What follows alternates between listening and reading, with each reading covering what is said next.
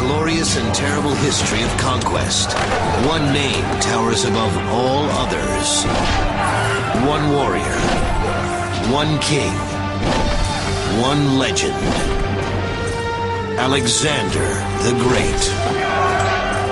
Never in all the world was there another like him. Born of a ruthless mother. He believed that she was a consort of some higher being. Educated by a brilliant philosopher. One of the most influential thinkers in the world, Aristotle. Driven by a domineering father. They swiftly drew their swords. Then the blood really flowed. A Macedonian warrior at 14. A general at 18. King at 20. Commanding 40,000 troops, hungry for total war. Leaving a grand legacy and a controversial history that endure to this day.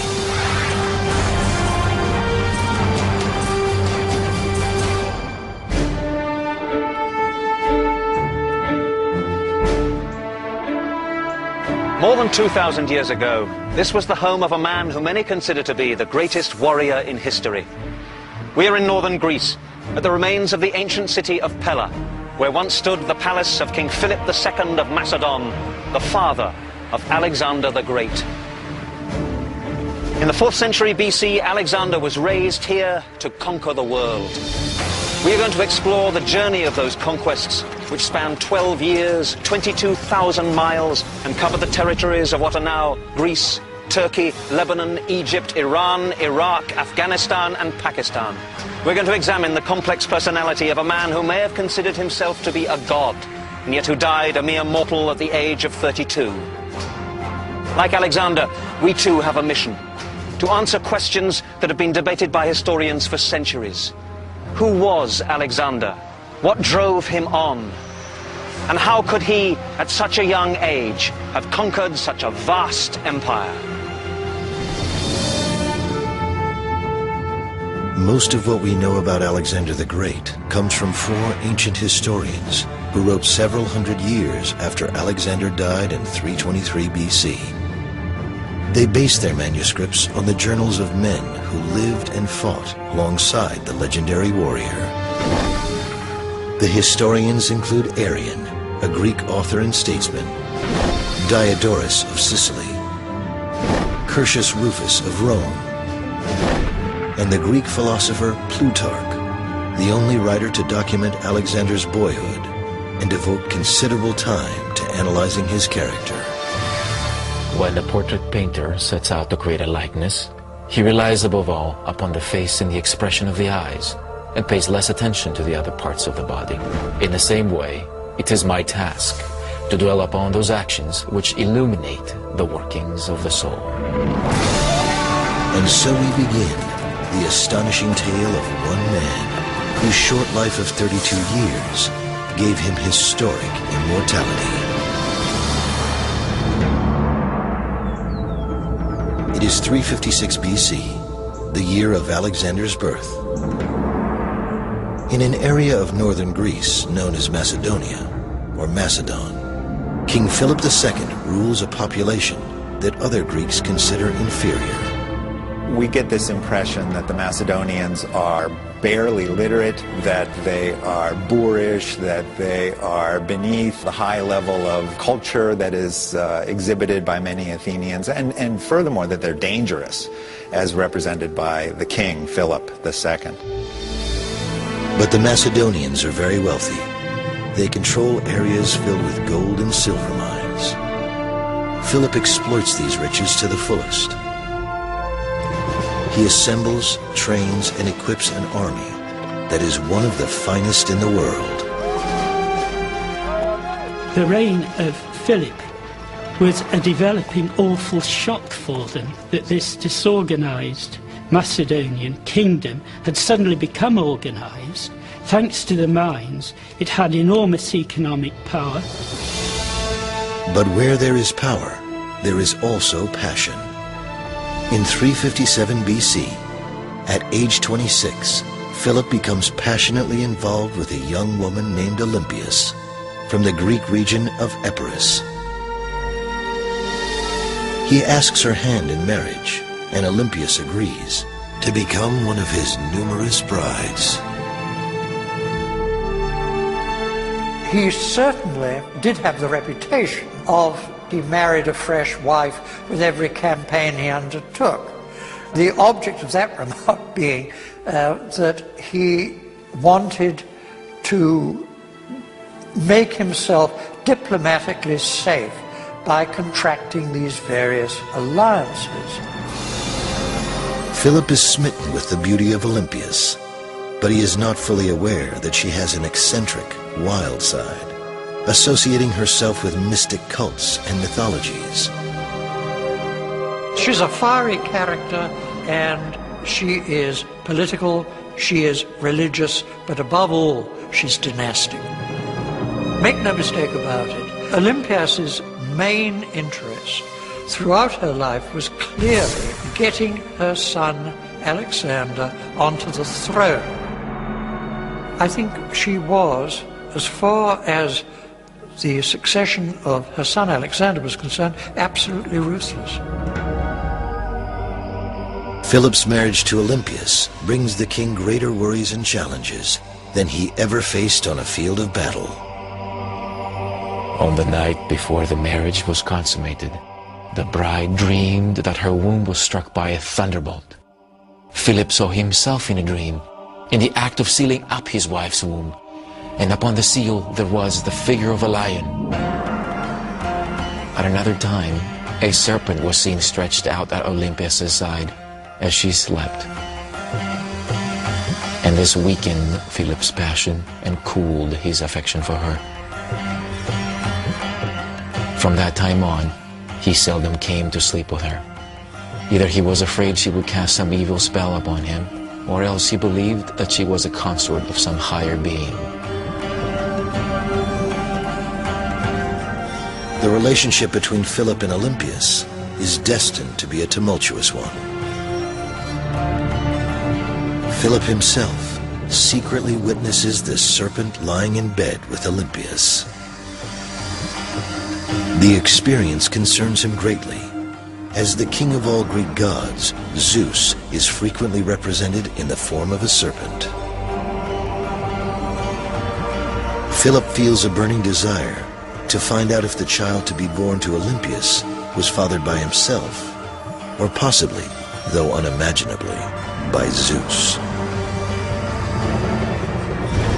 There is only one place for Philip to obtain an answer: the Oracle of Apollo at Delphi.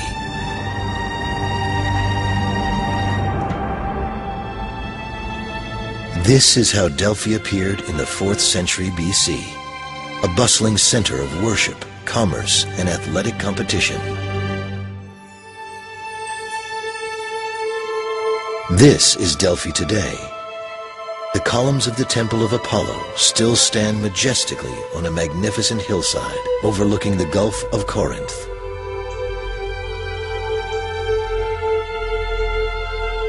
For us, when we hear the word, the Oracle of Delphi, what we understand is the place.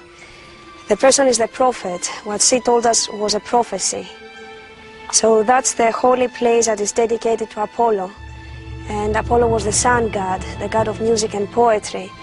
On the other hand, in Delphi, Apollo could tell people the future, so he had that special charisma.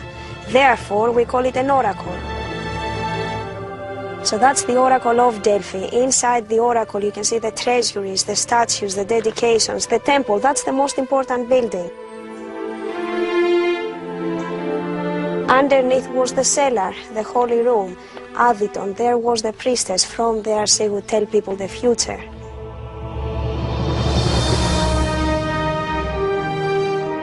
In the months before Alexander's birth in 356 BC, there is only one question that Philip wants to ask the oracle at Delphi. Will his child be the son of a mortal or a god? Philip sends an emissary here to Delphi to consult with the Oracle of Apollo about the meaning of what he has witnessed. The oracle, while not directly acknowledging that Alexander would be the son of a god, tells Philip to make sacrifices to Zeus and to revere him above all other deities. The oracle adds that Philip will lose the sight of the eye with which he peered through into the bedroom and saw Olympias with the serpent. a prophecy which is fulfilled 2 years later when Philip is seriously wounded in battle. Stories such as this, reported by ancient historians, are viewed with skepticism today. Everybody says, oh, well, you know, you look through the keyhole and there is your wife frolicking around with a great anaconda. You know, it tends, perhaps, to sort of put you off your mark a little. Regardless of his status as a deity, the child born to Olympias during the summer of 356 BC is destined to bring triumph and tragedy to his homeland, his family, and himself as Alexander the Great.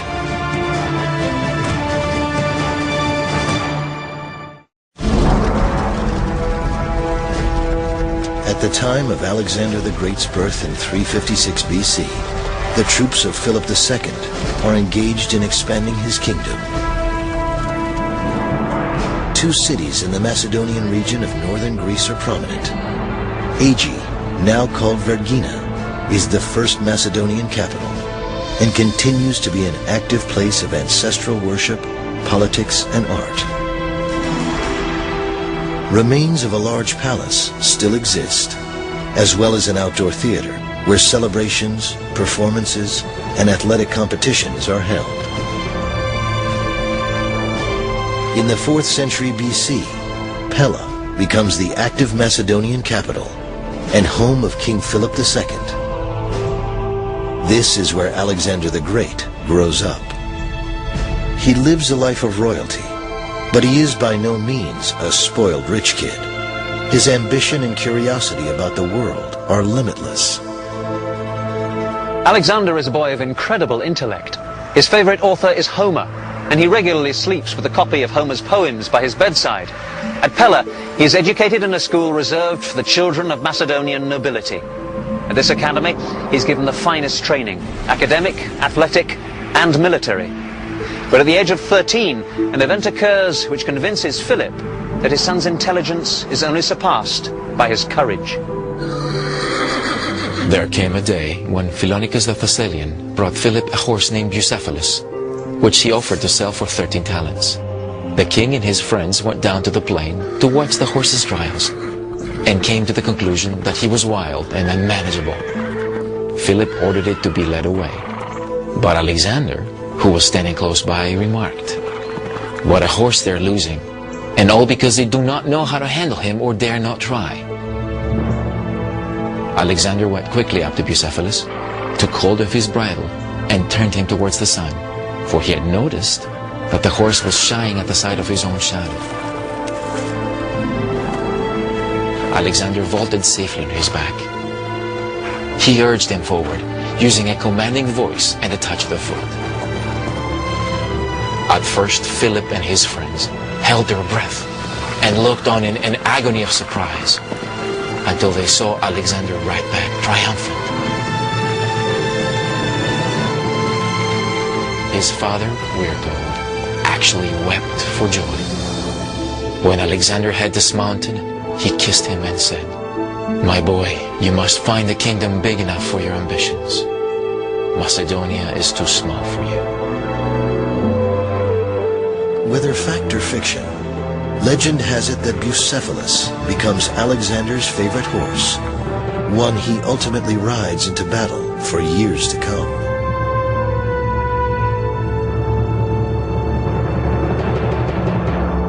King Philip is so impressed with his son, he decides that the teachers at the Macedonian court do not provide him with the intellectual challenge he deserves.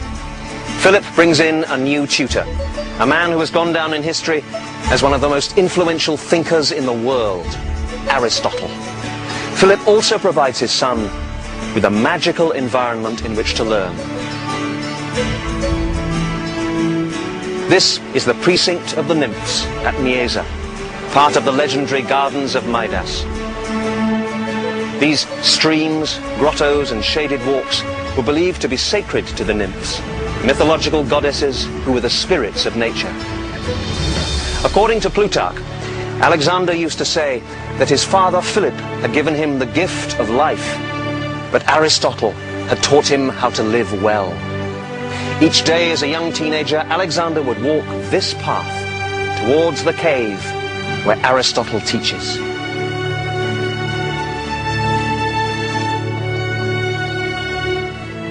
Aristotle was one of the widest-ranging minds that ever lived.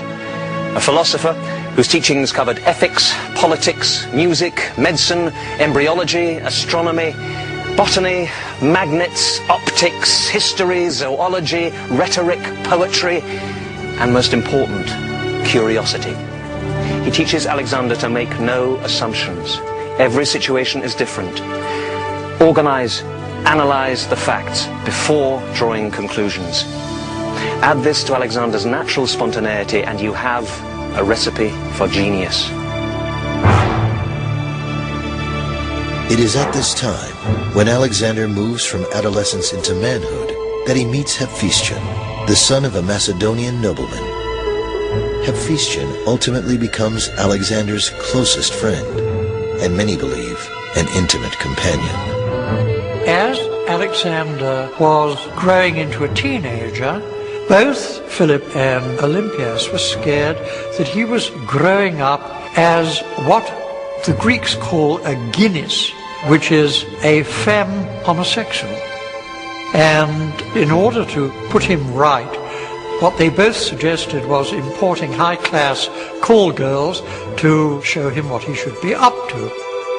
And it does raise the question of what do you do if you are a slightly feminine youth with an ultra-masculine, heavily bearded, militarily successful, hard-drinking, dominant alpha male father.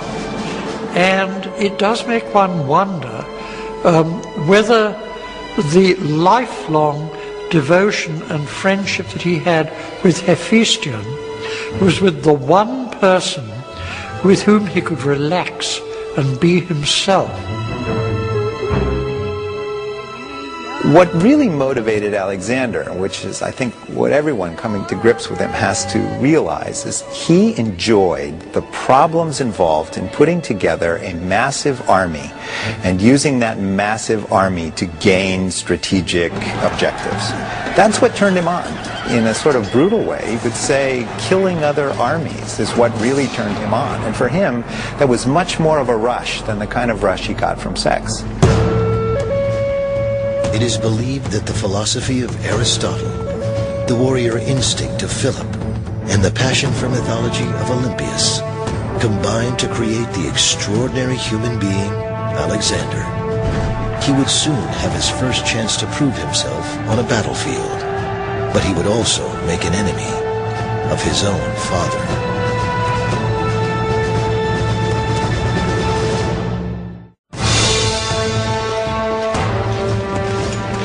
340 BC, King Philip II of Macedon, father of 16-year-old Alexander, is at war. His goal, to control Greece. The Macedonian phalanx is Philip's most powerful tool of war. Highly trained soldiers carrying pikes or sarissas, marching in tight formation, a massive moving war machine, practically unstoppable. Philip adapted the formation from the traditional Greek phalanx. The main difference with Philip's phalanx is the fact that the body armor of the individual infantry soldier is less, but it's compensated for by the fact that the soldier carries a pike.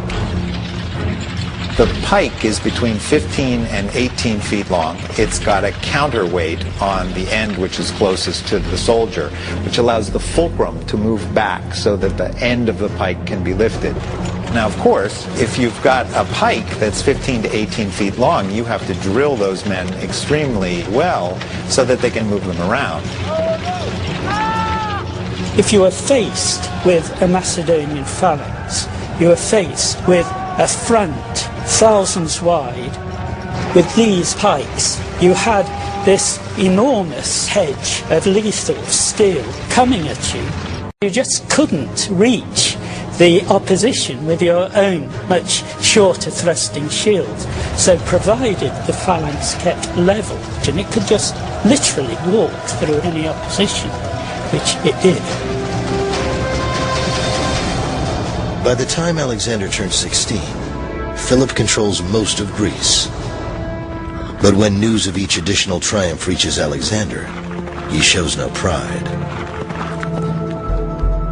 Whenever he heard that Philip had captured some famous city or won an overwhelming victory, Alexander would show no pleasure at the news, but would declare to his friends, "Boys, my father will forestall me in everything.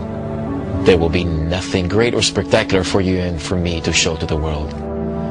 Alexander had no desire to inherit a kingdom which offered him riches, luxuries, and the pleasure of the senses. His choice was a life of struggle, of wars, and of unrelenting ambition.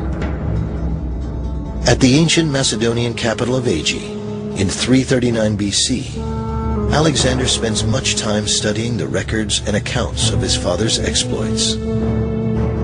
It is obvious to many that he grows increasingly anxious to engage in battle, and that one day he will lead his own conquests.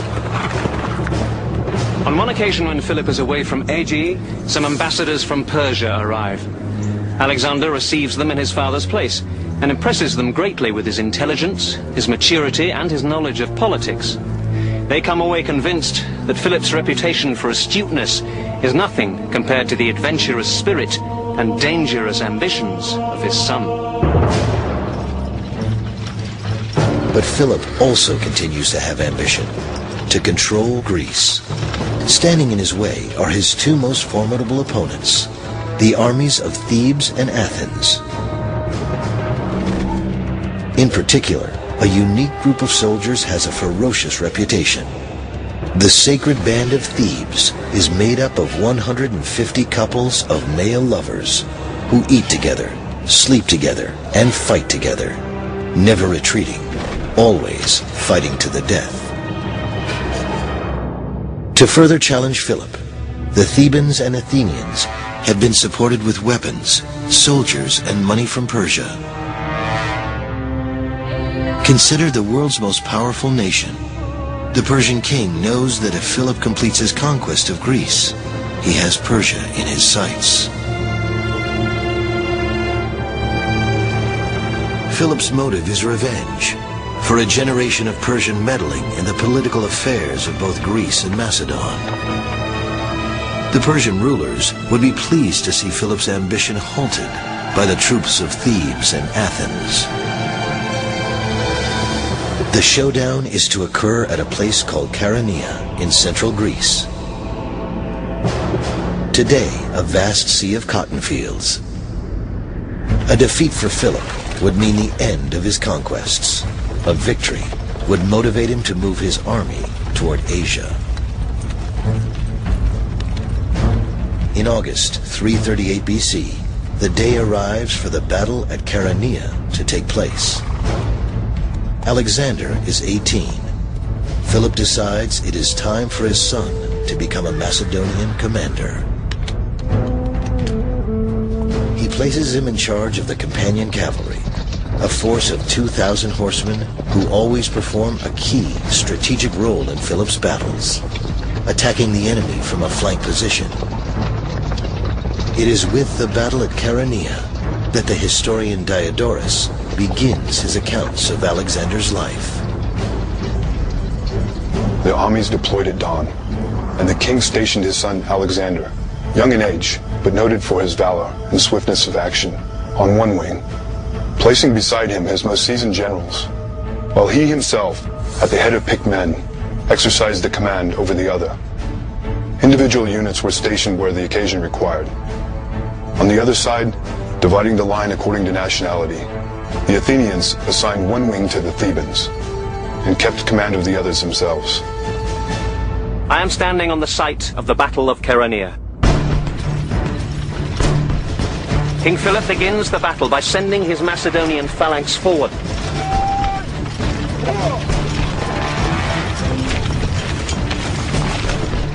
They smash into the Athenian left wing.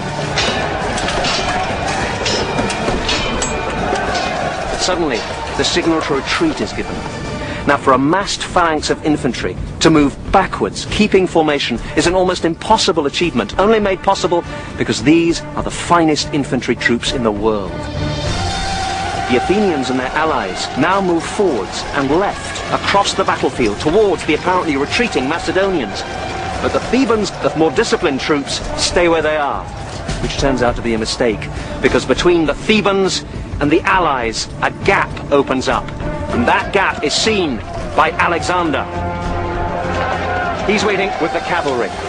When he sees that gap, he charges forward, smashes through it. He encircles the Thebans and is able to attack the allies in their flank.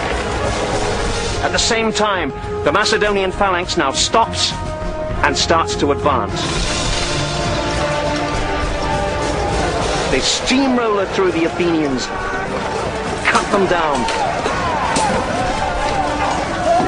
2,000 of them surrender. The Thebans are not so lucky. Completely surrounded by Alexander and his cavalry, they are killed almost to a man.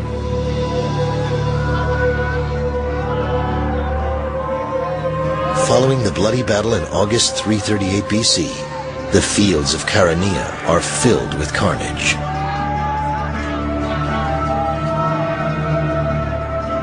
Philip, with the aid of his son, achieves his goal of controlling Greece.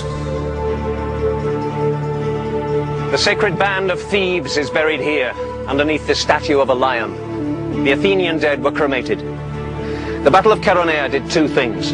On a personal level, it proved Alexander to be an efficient and courageous commander of what was probably the finest cavalry force the world has ever seen. Politically, it established Philip's control over Athens and most of the Greek city-states. He could afford to be generous. He offered peace and the release of all prisoners. His terms were accepted. Alexander himself was sent with an honor guard to Athens, bearing the ashes of the Athenian dead. But relations between father and son were about to change. Never again would Philip trust Alexander with so important a task. The Battle of Chaeronea could have been the beginning of a father-son Macedonian dynasty. But the future holds in store a far different fate. One that inspires not mutual respect between Philip and Alexander, but hatred and distrust.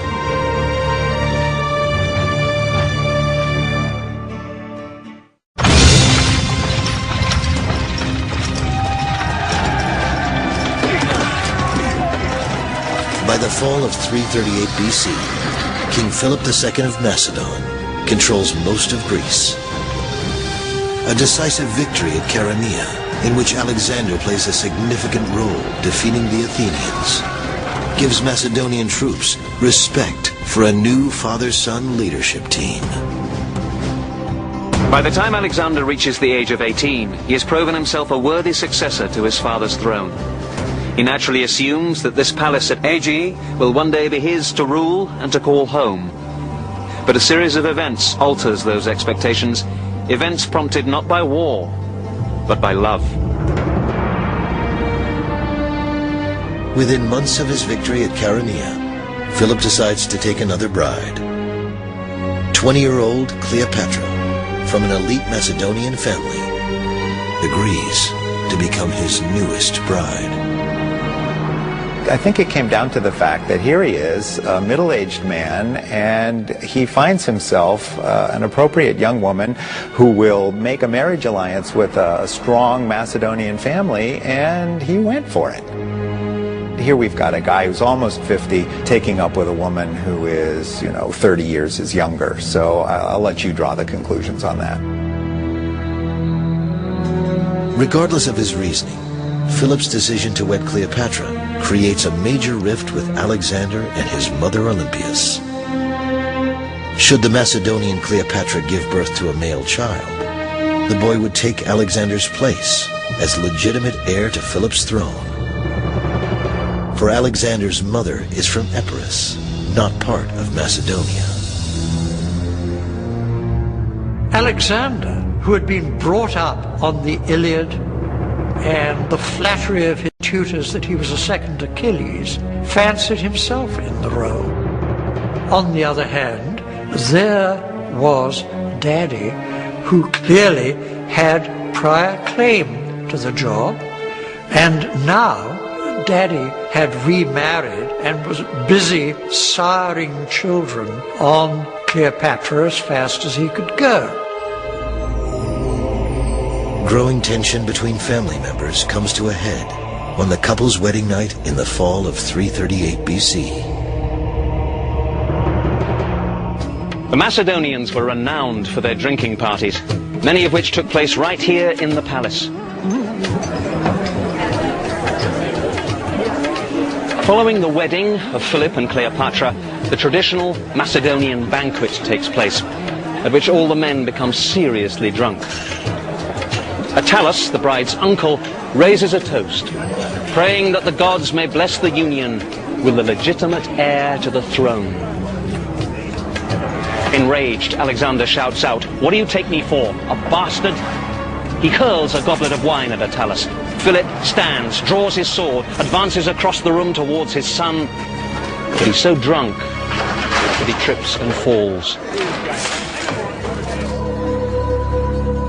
Alexander jeers at his father, saying, "Here is the man who is planning to cross from Europe into Asia, and he cannot even cross from one table to another."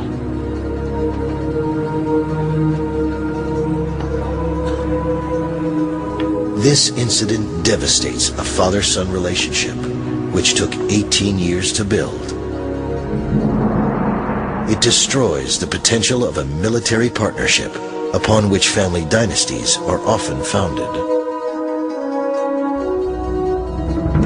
Following the scandalous wedding banquet, Alexander and his mother Olympias go into exile. But Philip soon realizes that the state needs a recognized heir to the throne, and he needs a valuable military commander. He convinces Alexander to return home. But Olympias does not return. Despite the reconciliation, there is no guarantee that Alexander will one day be king. Within a year of Philip's marriage, Cleopatra gives birth to a son. If Philip lives long enough, the throne will not go to Alexander. It will go to his half-brother, a purebred Macedonian. While the intense discord among Philip, Alexander, and Olympias is far from reconciled, Philip now focuses on his ultimate goal. With Greece under control, he considers expanding his kingdom into Asia. Philip sends a small expedition of troops under the command of his general Parmenio to Asia's western coast to assess obstacles and establish a bridgehead. Parmenio was his senior general, extremely important to him. He was his right-hand man, absolutely trusted. He was also a conniving political bastard of the first order, and his great advantage, clearly, was A, his absolute loyalty to Philip, and B, his undoubted extreme skill as a general. But before Philip himself risks the journey to Asia, he decides once again to consult the gods. Philip sends an emissary to Delphi to ask whether or not he will conquer Darius, the great king of Persia. The answer he receives is ambiguous. The bull is garlanded, the sacrifice is ready. Philip interprets this to mean that Darius will be slaughtered like a victim at the altar. The true fulfillment of the prophecy, however, turns out to be quite different. Straight away, Philip sets in motion plans for gorgeous sacrifices. He wanted as many Greeks as possible to take part in the festivities, so he planned brilliant musical contests and lavish banquets for his friends and guests. He was determined to show himself to the Greeks as an amiable person. Philip's celebration takes place on the palace grounds of the ancient capital city of Aegae. It is October of 336 BC. This is the theatre in the grounds of the royal palace at Aegae.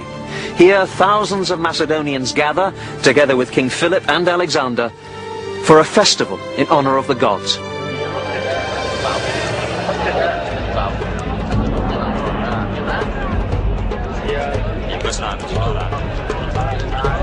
It's a happy occasion for all, except one man, Pausanias, a royal bodyguard. According to the ancient historian Diodorus, Pausanias is beloved by Philip because of his beauty. But when the king becomes enamored of another young man, Pausanias reacts poorly. He accuses the young man of being a promiscuous hermaphrodite. For this, Pausanias is punished. He is plied with wine until drunk. Unconscious, he is thrown to the king's mule drivers to abuse in drunken licentiousness. Later he complains to Philip about this abuse, but the king takes no action against those responsible. In anger, Pausanias runs up to Philip, stabs him, and runs off. But he is killed before making his escape. Alexander rushes to his father, but it's too late. Philip dies in 336 BC.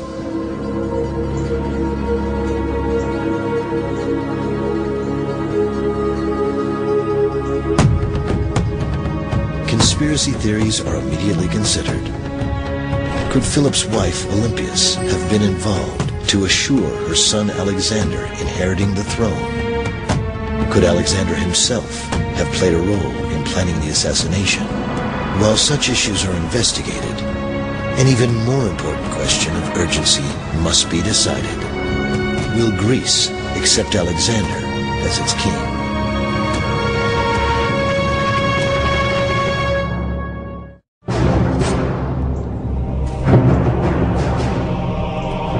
When King Philip of Macedon is killed in 336 BC, there is no doubt that his own bodyguard dealt the fatal blow. But as with modern-day murders attributed to lone assassins, questions arise about others being involved in the assassination plot. Conspiracy theories were thought of right from the beginning, particularly after Pausanias himself was very conveniently assassinated during the chase by Alexander's oldest school friends, which would have made it impossible for him to talk. The immediate suspicion fell on Olympias, and through Olympias on Alexander, and the truth we're never going to know.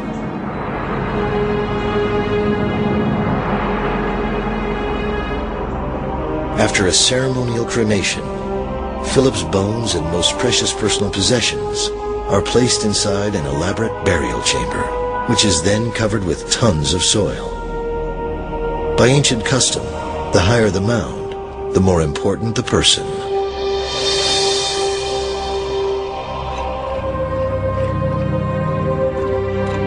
Centuries later, archaeologists would consider this fact when deciding where first to dig. In an area of Vergina, Greece, not far from the ancient royal palace at Aegi. This is where King Philip II was buried, near his palace, underneath a man-made mound of earth which has become known as the Great Tumulus. The tomb itself remained hidden for more than 2,000 years, until discovered in 1977 by the Greek archaeologist Manolis Andronikos. 15 years later, a magnificent museum was built, literally, inside the tumulus. The Vergina Museum is a marvel of modern architecture and design, exquisitely exhibiting the items found in several tombs.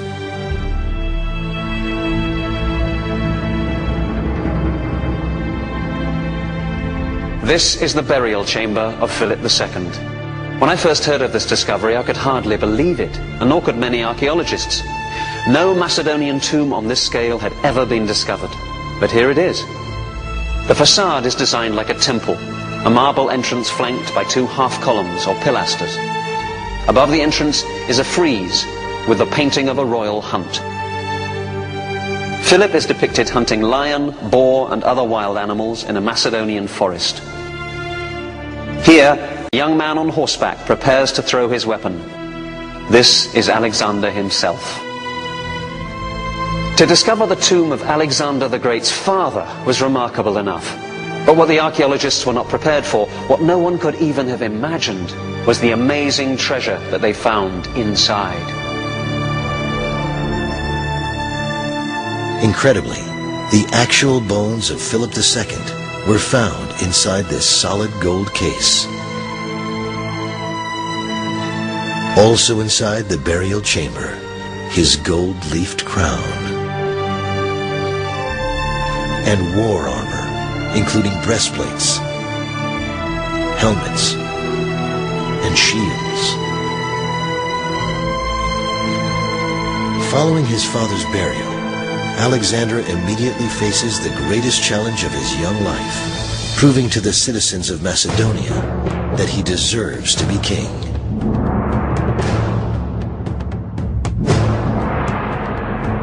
Alexander was only 20 years old when he inherited his kingdom, which at that moment was beset by formidable jealousies and feuds. Alexander's Macedonian advisors feared that a crisis was at hand and urged the young king to leave the Greek states to their own devices and refrain from using any force against them. Alexander, however, chose the opposite course and decided that the only way to make his kingdom safe was to act with audacity and a lofty spirit. He was certain that if he were to yield even a fraction of his authority, all his enemies would attack him at once. Within 6 months, Alexander leads the Macedonian army to regain control of Greece, earning the respect of his troops with decisive, courageous direction.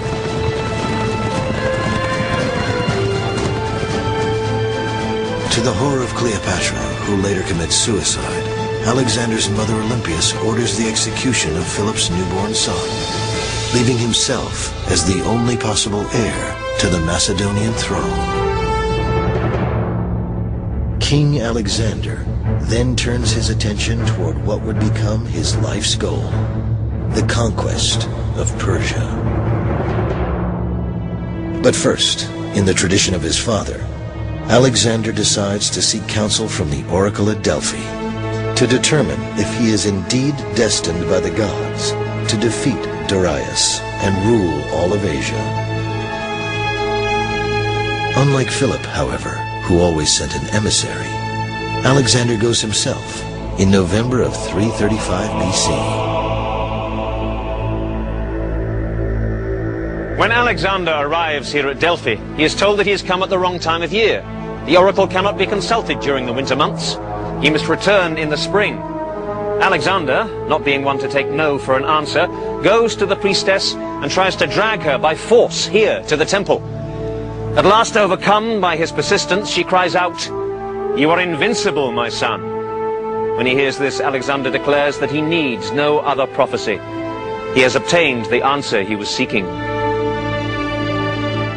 As with many stories describing Alexander, it is difficult to separate myth from reality in the accounts of his visit to Delphi. But Alexander's passionate desire to please the gods and seek their guidance is a recurring theme in his life. As he is about to embark on what will be a 12-year journey, Alexander may or may not have a notion that he himself has some form of deified lineage.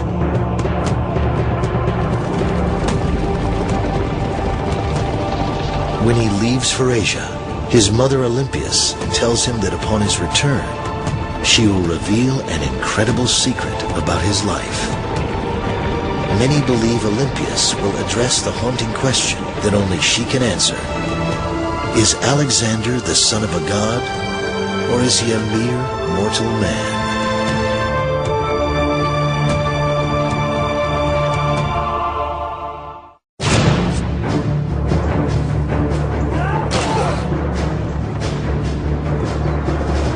The year is 334 BC.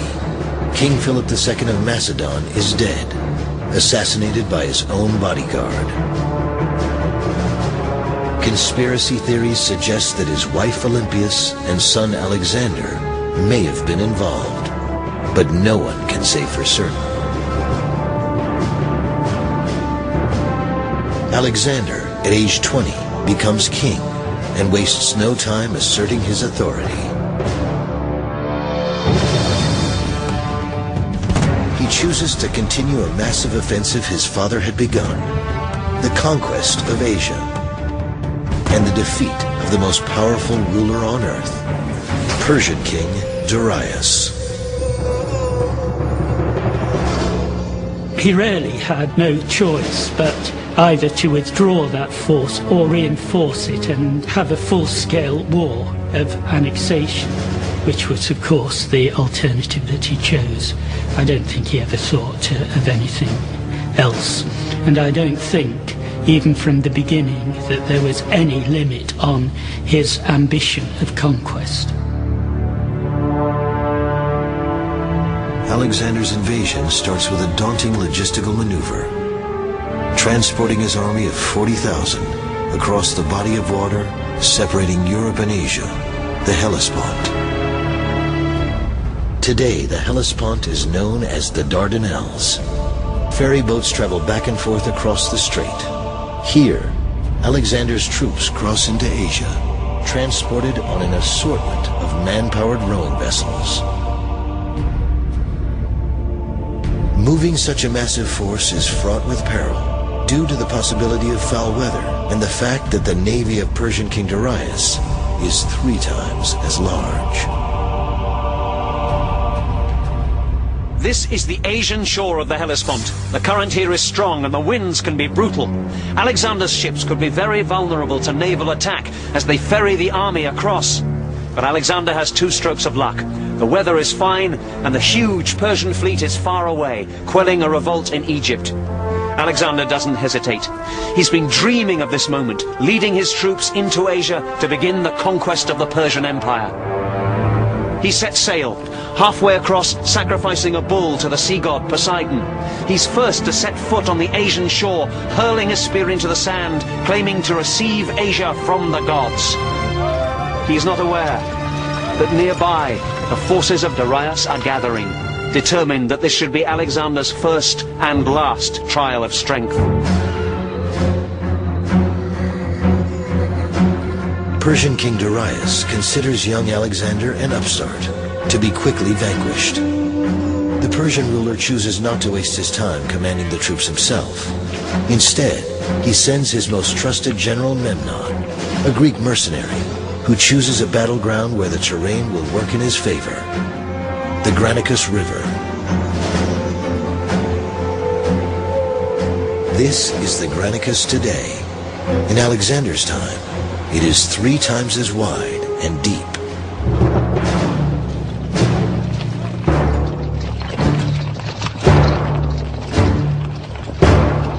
Alexander is accompanied by his own trusted advisors, military commander Parmenio, his close friend Hephaestion, and Callisthenes, a nephew of Aristotle, who serves as Alexander's personal historian.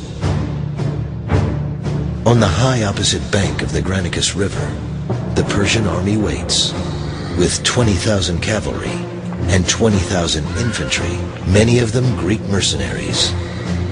Greek author and General Arrian wrote about Alexander's first test of will.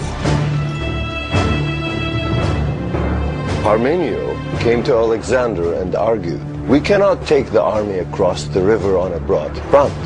A failure in our first action will at once have serious consequences and will put at risk the result of the whole war."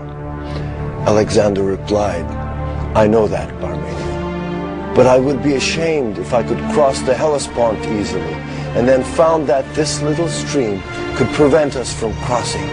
It does not fit in with the way I react when I meet danger." Alexander proceeds to organize his army for a bold attack, one that many military leaders might consider foolhardy. Alexander plays a key role in the offensive, brazenly wearing a white plumed helmet, marking him as the prime target of every enemy soldier. Alexander's battle strategy at the river Granicus utilizes tactics he learned from his father. thousands of highly trained soldiers on foot and horseback would boldly cross the river and meet the Persians head-on.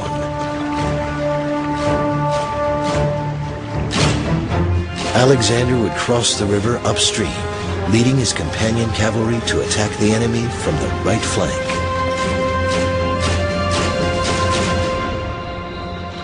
There was a profound hush as both armies stood for a while motionless on the brink of the river, as if in awe of what was to come. Then Alexander himself, at the head of the right wing of the army, with trumpets blaring and the shout going up to the god of battle, moved forward into the river.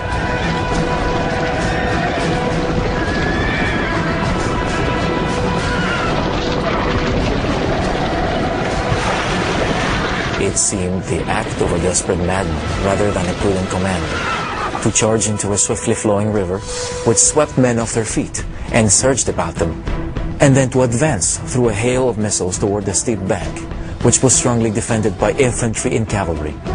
But in spite of this, Alexander pressed forward.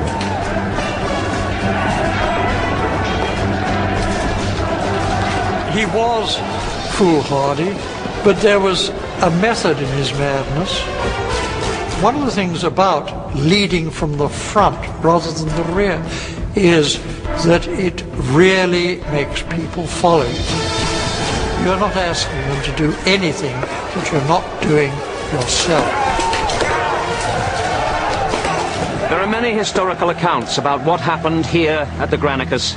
Suspiciously, none of them agree except that it was an extremely hard-fought battle. It may be that Alexander's first assault against the Persian bank was beaten back, and he was forced to change his tactics. In propaganda terms, this initial defeat would be disastrous, so perhaps it was hushed up. From a military point of view, it would seem suicidal to send men against determined opposition across this river and up that bank. But it seems that that is exactly what Alexander did, and it may be that the hard-fighting Macedonians, with the advantage of their long pikes, did manage to get a foothold up there. When Alexander reaches the opposite riverbank, he leads a cavalry charge. Alexander is struck on the helmet. He loses his spear and is handed another. He is in the act of killing one Persian noble when another one raises his sword to strike down at Alexander. Just in time, his arm is severed by a Macedonian sword stroke. The Persians, by pulling their forces away from the riverbank, have weakened their center, and now the Macedonians can cross the river in strength. Squeezed between the pikes of the phalanx and Alexander's cavalry, the Persians break and run. Against all odds, Alexander defeats the Persian army at Granicus.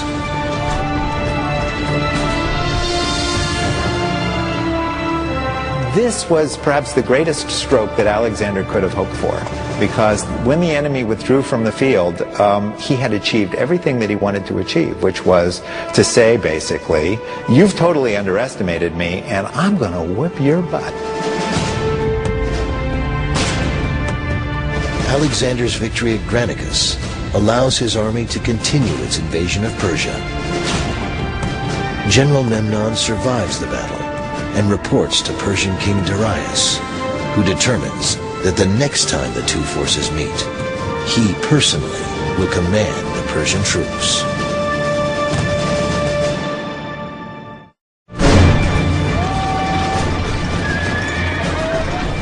In 334 BC, having defeated Persian forces at the Granicus River and gained control over key Aegean seaports, Alexander moves his army to the city of Gordium, which offers no resistance to the powerful Macedonian army.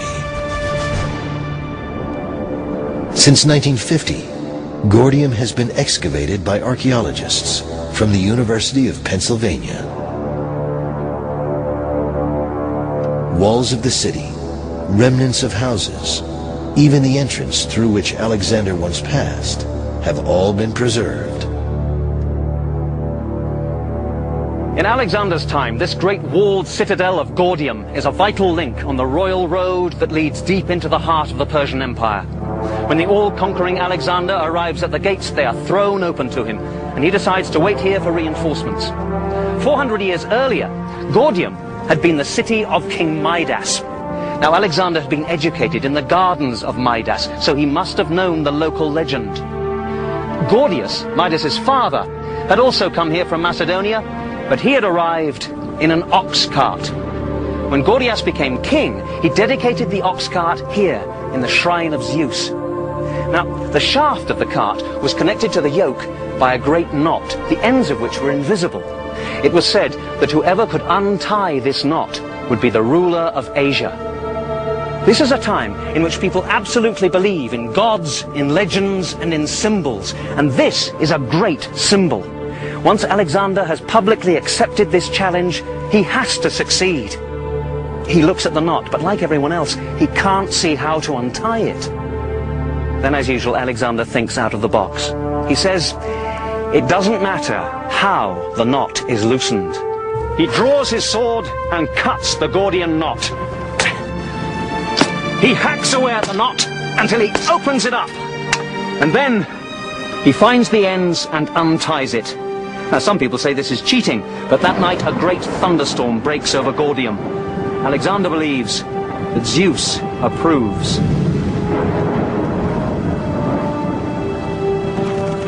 Some modern-day historians believe Alexander's experience at Gordium reflects his mastery of the art of public relations as much as his religious fervor. Alexander was a master at the photo op. When there was a time when he could use it for propaganda purposes or for PR purposes, he did it. And he used it primarily to impress his army, but also to impress the people over whom he was to rule. For Alexander's troops, there has never been a time of higher troop morale. But the most difficult tests are yet to come. Upon leaving Gordium, Alexander heads south when he learns that Persian King Darius is personally leading a massive army towards Issus to halt Alexander's conquest. Darius's troops have been estimated to number 600,000, but most historians agree that 60 to 100,000 is far more likely. Nevertheless, Alexander's troops, 30 to 40,000 strong, are severely outnumbered. Despite the advantage the size of his army provides him, Darius seeks counsel from one of his most trusted generals. Roman historian Curtius Rufus described the encounter. Persian King Darius turned to Charidemus, who was an experienced soldier, and proceeded to ask whether he was well enough equipped to crush his enemy. Charidemus answered, "Your magnificent army can strike terror into your neighbors. It gleams with purple and gold. The Macedonian lion is certainly coarse and inelegant, but protects behind its shield tough, densely packed soldiers. When they are tired, the earth is their bed, and their sleeping time is of shorter duration than the darkness. What you need is strength like theirs. Send off your gold and silver and hire soldiers." Darius, unable to take the truth, had Charidemus dragged off to execution.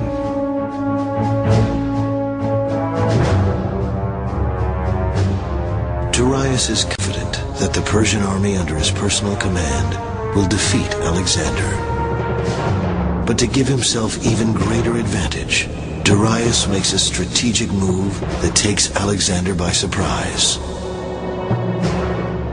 The Macedonians anticipate Darius attacking from the south. Alexander moves his forces south from his Issus base camp to await the Persian army. But then, Alexander receives startling news. Undetected, Darius moves his army north through a mountain pass and captures Issus, severing Alexander's supply lines. Darius is now preparing to attack from the north. Alexander has no choice but to reverse his direction. It is November 333 BC, when Alexander finds his enemy waiting on the opposite bank of the river Pinarus, where it meets the Mediterranean Sea. This is the location today, the shoreline to the west and the hills to the east. Alexander halts his army several hundred yards before the river, though Darius gave his army a great advantage by cutting off the Macedonians from their supplies. Geography is in Alexander's favor. With the sea limiting one flank and the hills the other, there is less chance that the smaller Macedonian army can be completely surrounded by Persian forces. Alexander surveys the situation. A huge body of men was sighted in the distance. Alexander ordered his men to pitch camp just where they were. He was delighted that the issue would be decided there, in the pass. However, his confidence gave way to worry. Only a single night now separated him from a critical event. While his victory might be in doubt, one thing was quite certain, that he would die an honorable death, which would bring him great praise. When we consider Alexander in all his battles, one of the things obviously we have to take into account is how did he feel about it? Was he afraid? And to be honest, in just about every case, I see no evidence of any fear whatsoever. Did he have any fears? He may have had fears. Does he act like he had any fears? No. He is one of the few people that I can say in history that I have examined who acts with supreme confidence. The lines are drawn for what will be known as the Battle at Issus. Like the Granicus River, the Pinarus now becomes the Persian army's primary defense. Darius aligns infantry and cavalry along the riverbank and in a flanking position at the foothills. Riding in his chariot, Darius takes a central position from where he can observe the action and dispatch orders. Alexander prepares to do what he does best: anticipate, react, and adapt. Darius believes that his huge force of cavalry will win the battle, so sensibly he places them here, on the flat ground by the Mediterranean seashore. This is Alexander's left wing, where his Macedonian infantry are led by his trusted general Parmenio. But at the last minute, Alexander sees where the Persian blow will fall, so he reinforces this area with his allied cavalry. As Alexander's army advances, hordes of Persian cavalry strike hard. The Macedonian left wing holds, but just barely. An even more serious situation is developing further inland, at the center of the battle. The troops sent forward into the midst of the Persians were now totally surrounded. Obliged to fight hand to hand, they swiftly drew their swords. Then the blood really flowed. The two lines were so closely interlocked that they were striking each other's weapons with their own and driving their blades into their opponents' faces. Only by bringing down his opponent could each man advance. And exhausted as they were continually being met by a fresh adversary. And the wounded could not retire from the battle as on other occasions because the enemy were bearing down on them in front while their own men were pushing them from behind. Even Alexander's powerful phalanx is in peril at Issus. Now the phalanx has one great weakness. This rough ground. In this kind of terrain, it's impossible to keep the ranks level and the files tightly packed. And as the Macedonians stumble across the riverbed, gaps open up in their phalanx. Darius's Greeks tear into the disordered Macedonians, who desperately try and keep their formations together. Here in the center, the Macedonian phalanx is stopped. They're in serious trouble.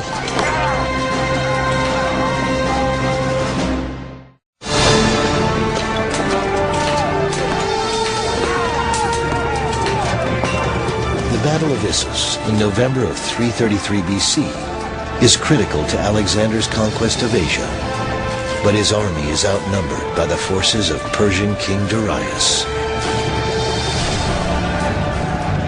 rough ground hinders the progress of the legendary Macedonian phalanx and infantry, which find themselves engaged in the bloodiest of hand-to-hand combat.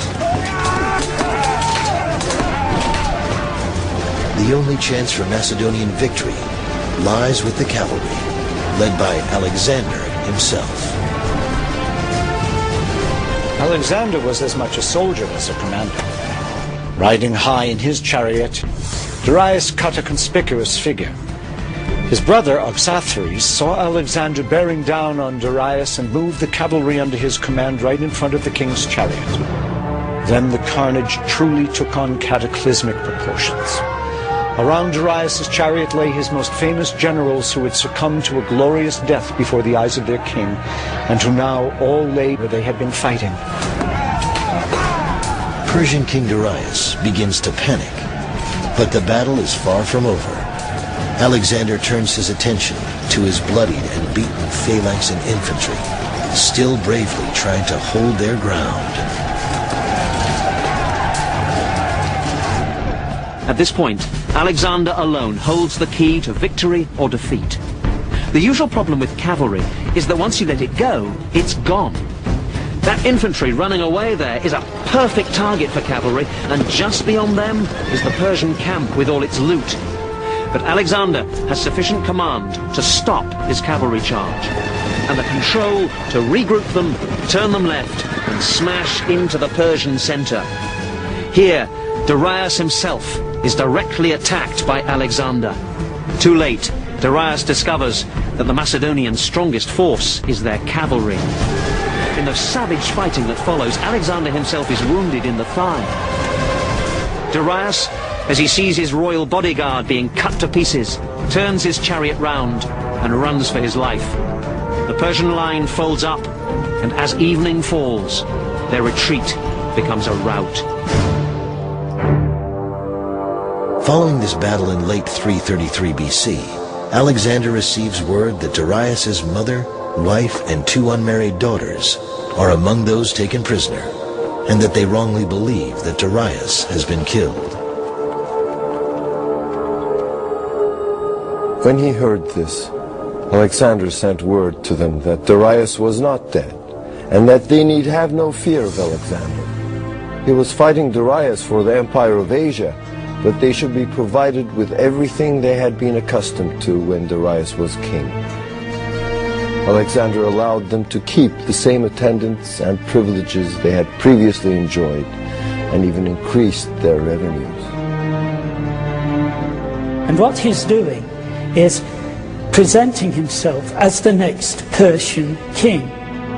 He is the legitimate Persian king, and it is his duty to take care of the women folk.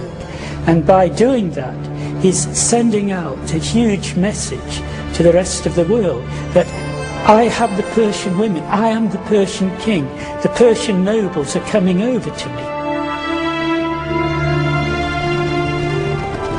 For Alexander the Great, the victory at Issus in 333 BC is a dramatic turning point. He has defeated the most powerful army in the world, led by the most powerful ruler. Alexander continues his conquest of the Asiatic seaports. Cyprus and Phoenicia come easily under his control.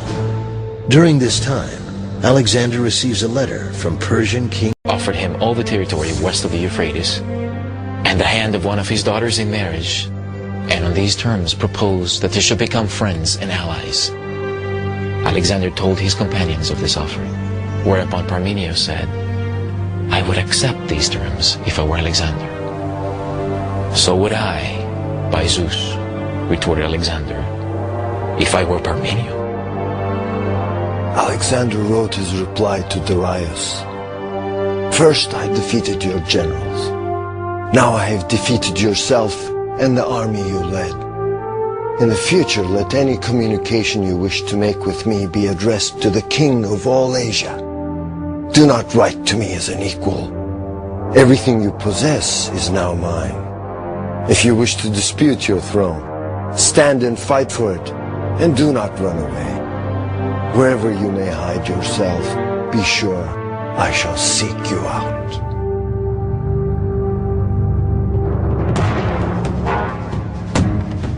Alexander, his communications with Darius only fueling his desire for conquest, leads his army toward the naval center of Tyre. Alexander wishes to control Tyre because of its strategic location. The older part of the city is on the mainland, but a half a mile offshore is a heavily walled, impregnable island, also considered part of Tyre. I'm standing on the southern edge of the island of Tyre. Later earthquakes caused this area to slip into the sea, but this line of rocks marks where the ancient walls of the city once stood. Behind me was the southern harbour, one of two harbours in which the Tyrians kept their navy. If Alexander had his own ships, he could have mounted an amphibious assault from the sea.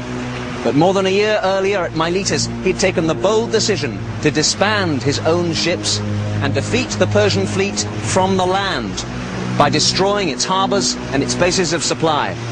Among the most important of those was Tyre itself. Controlling the island of Tyre means controlling the vast naval harbor. When Alexander arrives in January of 332 BC, the king of Tyre is away, serving with the Persian fleet. Tyrian envoys are sent to determine Alexander's desires. At first, Alexander tries diplomacy. This later Roman arch is close to where the old shoreline was. Here, the Tyrians come to greet Alexander.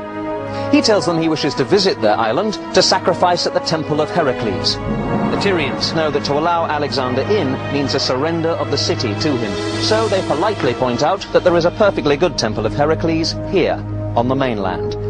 Alexander is reported to have become furious and to say, "I will show you that your island is part of the mainland." He must have known then there was only one way to conquer Tyre. To the amazement of the Tyrians, and even his own army, Alexander threatens to conquer the walled city in a manner unimaginable, even today. By building a mole or causeway, 1/2 mile long, to connect the island to the mainland. Alexander himself has no idea how difficult it will be to accomplish such a bold endeavor.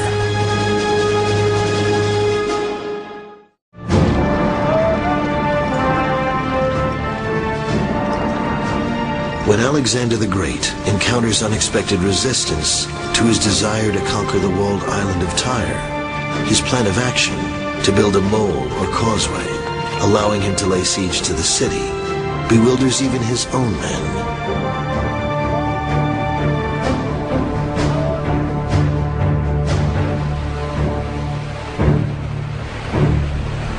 The sight of the fathomless deep filled the soldiers with despair, for it could scarcely be filled even if they had divine aid.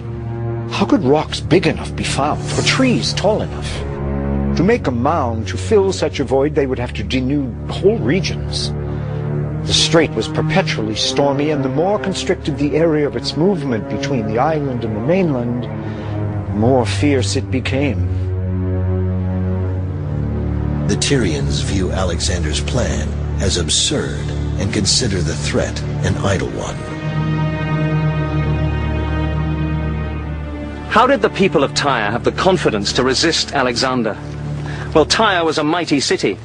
These Roman remains are from the 1st and 3rd centuries AD, but down here are some of the original fortifications of the city from Alexander's time. These stone blocks are around 2,500 years old. They formed part of the massive walls and towers which then surrounded the city. 300 years before Alexander's time, King Nebuchadnezzar of Babylon laid siege to this place for 13 years in succession. He failed to conquer it. So this is the outside wall. Ali Badawi is chief archaeologist at the ruins of Tyre. He explains that during Alexander's time, 2 walls, separated by approximately 6 feet of space, protected the island. The foundation for the outer wall was below sea level. They took in consideration if somebody is going to invade the island, he will tried to look for a small piece of land to land the army and to start the attack on the wall. So for this reason, when they built the walls of the city, they built it just in the edge of the rock at that time. So next to it you have just the sea. As his troops prepare to construct the mole, Alexander hopes the mere sight of his army's determination will influence the leaders of Tyre. He tries one more effort at conquest by diplomacy. Alexander sent heralds to urge the Tyrians to accept peace terms. But the latter, violating international conventions, killed them and threw their bodies into the sea. Outraged by the disgraceful murder of his men, Alexander resolved to lay siege to the city. The massive task of building the mole begins in January 332 BC, with large quantities of rock being transported from old mainland Tyre and timber from a nearby mountain. Little by little, the mole began to rise above the surface and the mound's width increased as it approached the city. But as the mole proceeded further from the shore, the materials piled on it were increasingly sucked into the sea's depths. With their light skiffs, the Tyrians began to encircle the structure, attacking with missiles the men standing by the work. Alexander had hides and sheets of canvas stretched before the workmen to screen them from the missiles. And he erected 2 turrets on top of the mole from which weapons could be directed at approaching boats. As the structure of the mole finally reaches close to the walled island, the Tyrians make their boldest move. The Tyrians fill a ship with combustible material. From the bows they hang pots of what was probably naphtha, a sort of napalm of ancient times. They tow the ship towards the mole and set fire to it. The pots of naphtha burst, and the siege towers and wooden palisades catch fire. Simultaneously, they attack with small boats from both sides, killing Alexander's workers and defenders. The attack is a complete success. Alexander's mole is a pile of smoking rubble. Undaunted, Alexander sets his soldiers to work building a new mole. But he also comes to realize that Tyre can only be taken by siege, waged simultaneously from land and sea. In July 332 BC, the second mole is finally ready. So are warships obtained from nearby Cyprus.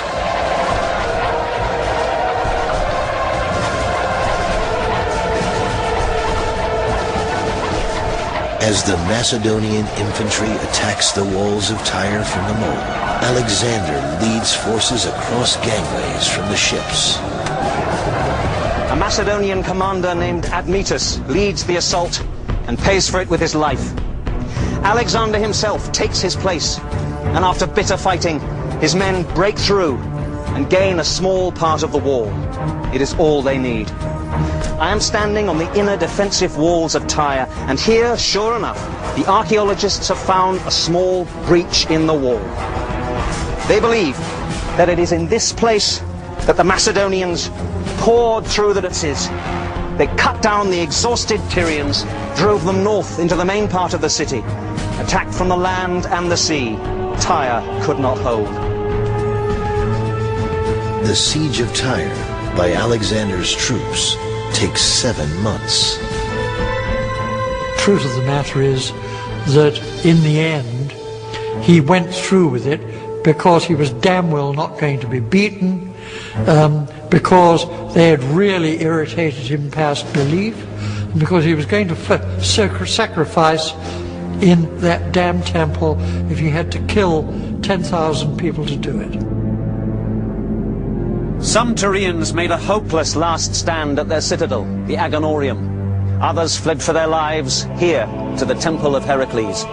Like most ancient sites, this one has been built over. A medieval cathedral was constructed on top of it. But down here was the old temple. Here Alexander comes to finally make his sacrifice to Heracles after 7 bloody months. Those found in here are spared. But outside these walls, a terrible massacre takes place. 8,000 Tyrians are slaughtered, 30,000 more sold into slavery. Today, this roadway is built literally on top of the mole, constructed by order of Alexander. His unrelenting, successful siege of Tyre sent a message to every other city in the path of his future conquests. What Alexander proves is that if he believes something is strategically necessary, he will stay at it and fight for as long as it takes in order to attain that goal.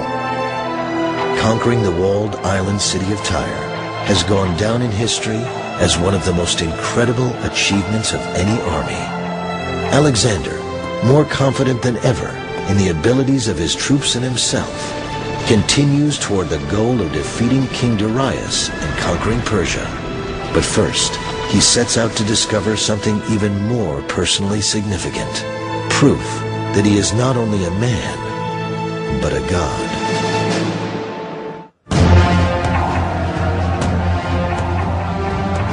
332 BC.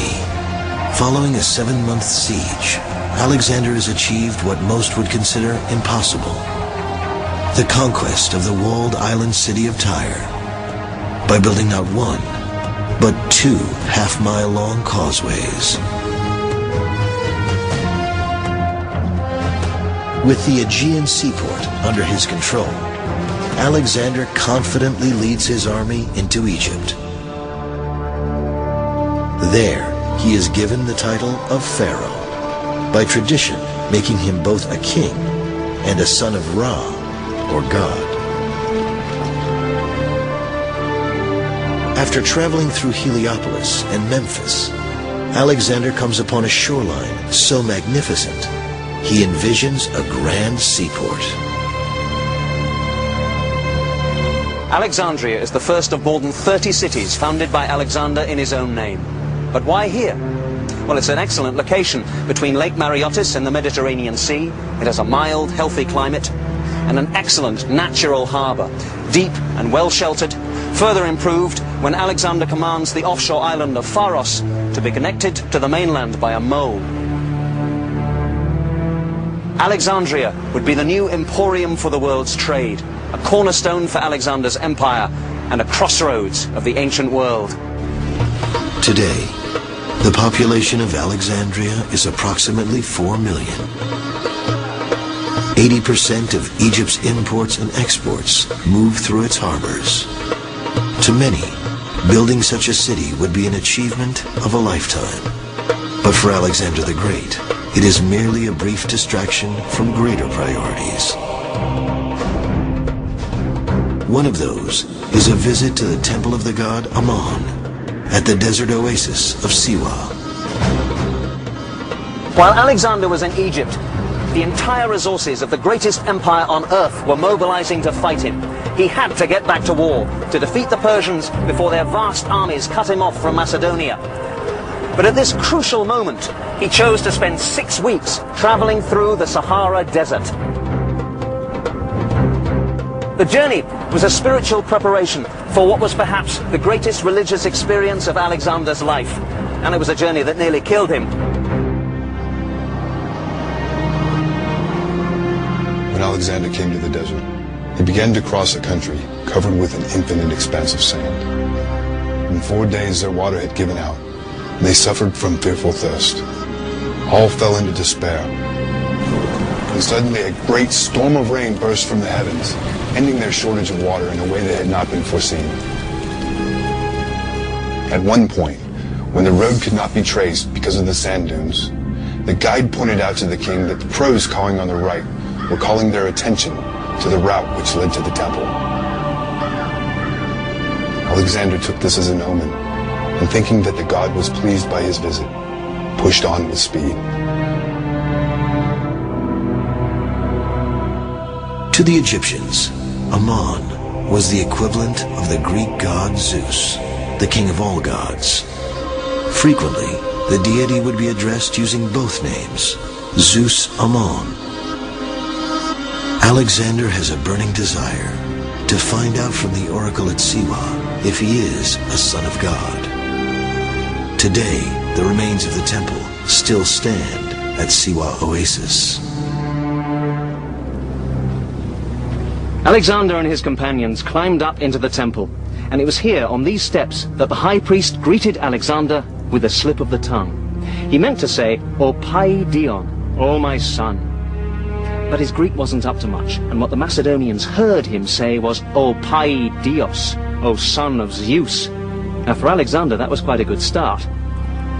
The sayings of the oracle were usually delivered in this courtyard, but Alexander was too important a guest for a public show. Besides, he had some very private questions, so he alone was allowed to question the god directly and enter the inner chamber.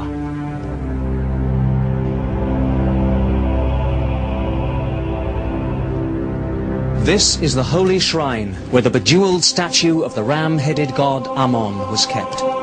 Alexander stood here alone on this very spot to ask his questions. He never revealed what they were, but in later years they were said to be these. Would he conquer the world? Had all his father's murderers been punished? And was he indeed the son of Zeus? Alexander received his answers from the priests, who, supposedly, had not heard the questions. But in fact, beside this chamber is a narrow passageway. Here, the priests could listen in and then appear to give the gods answers. Now, it's easy for us to mock this as a fraud, but remember, oracles don't last for 2,000 years unless they're pretty accurate. The answers that Alexander received were these. Yes, he would conquer the world. Yes, all his father's murderers had been punished, which may have been a relief to Alexander. If he was in fact guilty of involvement in his father's death, he needed to know if divine retribution was on the way. The answer to the final question was clear. The priests told him that Philip was not his father anyway, and that he was indeed the son of Zeus Ammon, the son of God. No one is with Alexander when the priests at Siwa supposedly acknowledge him as the Son of God. There are no witnesses, only the word of Alexander himself. But as Alexander heads back through the desert to rejoin his army, his belief in his own invincibility is heightened. He would need every bit of this confidence in the months and years ahead. Alexander still faces a decisive battle with perhaps the only other mortal who might have considered himself a deity, Darius, and the Persian king is preparing a secret weapon for their next encounter, designed to render Alexander's most powerful war machine, the phalanx, useless.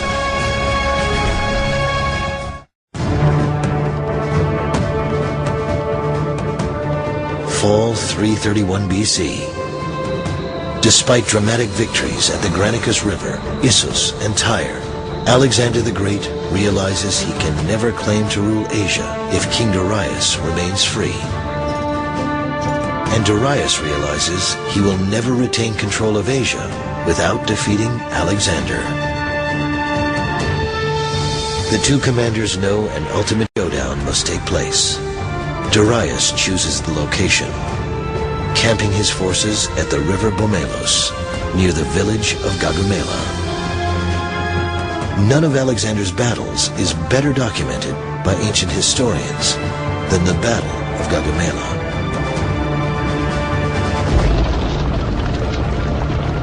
Darius assembled his forces and made everything ready for battle. He had fashioned swords and lances much longer than his earlier types. He had also constructed 200 scythe-bearing chariots, well designed to astonish and terrify the enemy. From each of these were projected out, beyond the trace horses, scythes nearly a meter in length, presenting their cutting edges to the front.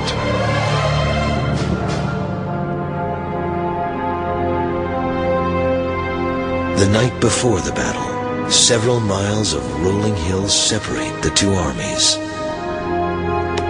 Alexander's chief general Parmenio and several of his most prominent officers move forward to survey the enemy position. They were filled with amazement at the sight. and remarked to one another that it would have been a very difficult task to defeat an enemy of such strength by engaging him by day. They therefore went to Alexander to persuade him to attack by night, so as to conceal from his men the most terrifying element in the coming struggle, that is, the odds against them. It was then that Alexander gave him his celebrated answer: "I will not steal my victory." He was determined that if Darius were defeated, he should have no cause to summon up courage for another attempt. He was not to be allowed to blame darkness and night for his failure on this occasion, as at Issus he had blamed the narrow mountain passes and the sea.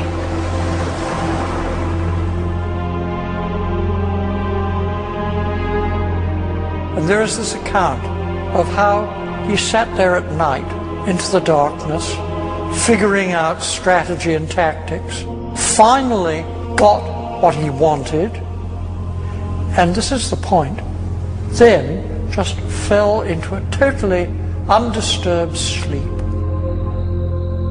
And he slept on. And he said, "Till I got it figured out, I was worried. After that, I was fine." The army got up in the morning, the valley was sounded. Alexander slept on like a baby until finally his staff officers had to wake him. At this point, Alexander gives his troops the pep talk of their lives, confidently telling them that this battle would decide who would rule the continent of Asia. On the other side of the battlefield, the Persian king Darius is giving a speech of his own. But his mood is more of desperation than of confidence. He tells his troops, "Today will consolidate or terminate an empire greater than any age has seen. Now, it is not glory for which you must fight, it is survival. Our backs are to the wall. I beg you by our country's gods, deliver the Persian people and its honor from the depths of disgrace."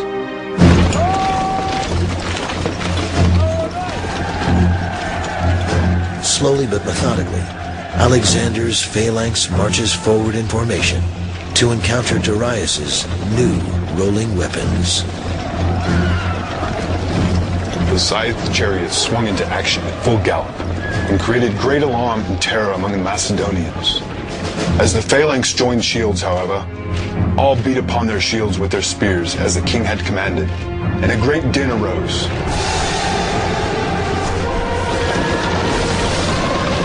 In some instances, the horses were killed by javelin casts, and in others they rode through and escaped.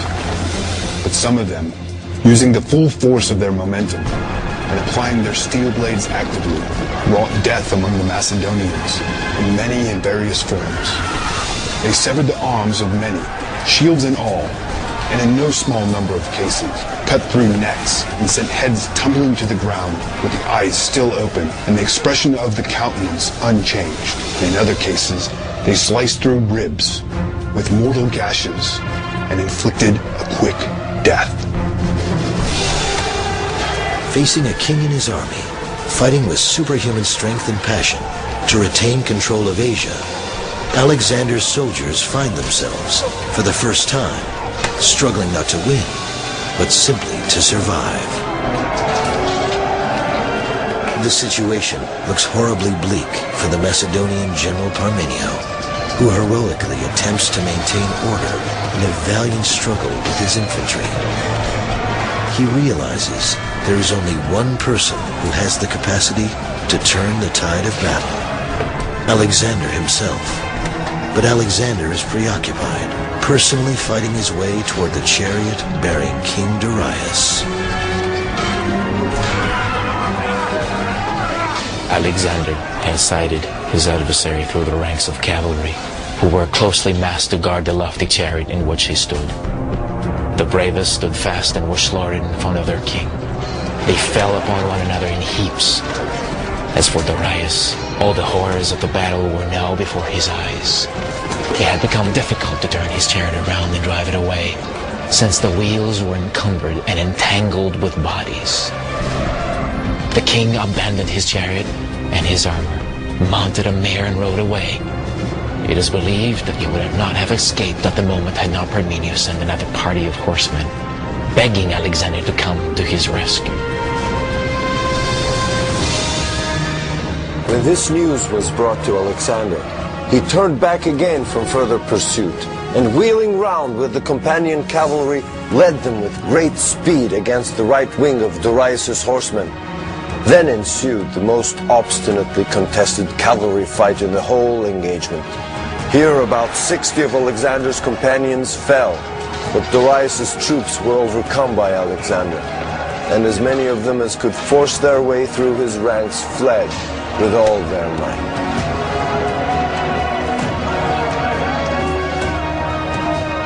What may have first appeared to be impending doom for Alexander proves to be yet another episode confirming Alexander's genius as a commander. Realizing that Darius is relying not on his infantry, but massed squadrons of heavily armed horsemen, Alexander tempts both of Darius' cavalry wings to charge his echelon flanks.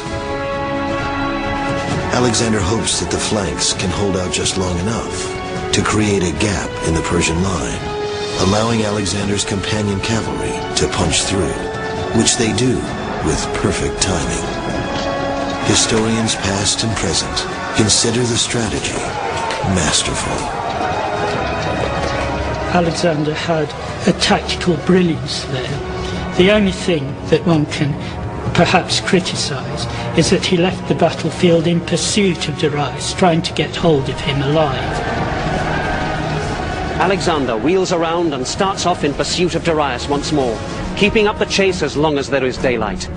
Parmenio's brigade also follows, but when darkness falls, Alexander stops to rest his men and horses.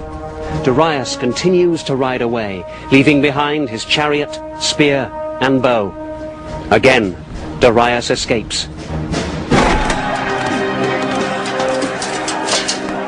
Although the Macedonian army is grossly outnumbered, the casualty figures reported by historians are nothing short of astounding. Some say incredible.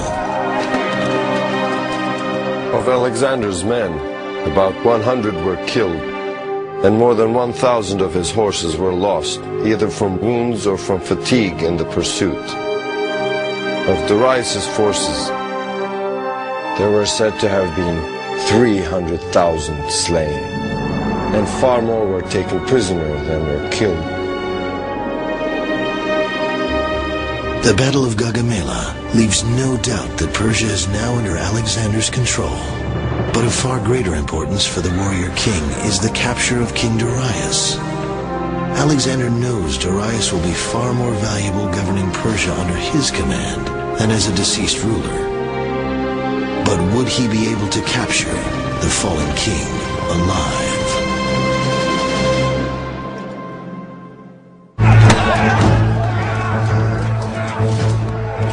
Alexander's victory at the Battle of Gaugamela is viewed by many as the most significant triumph in his conquest of Asia.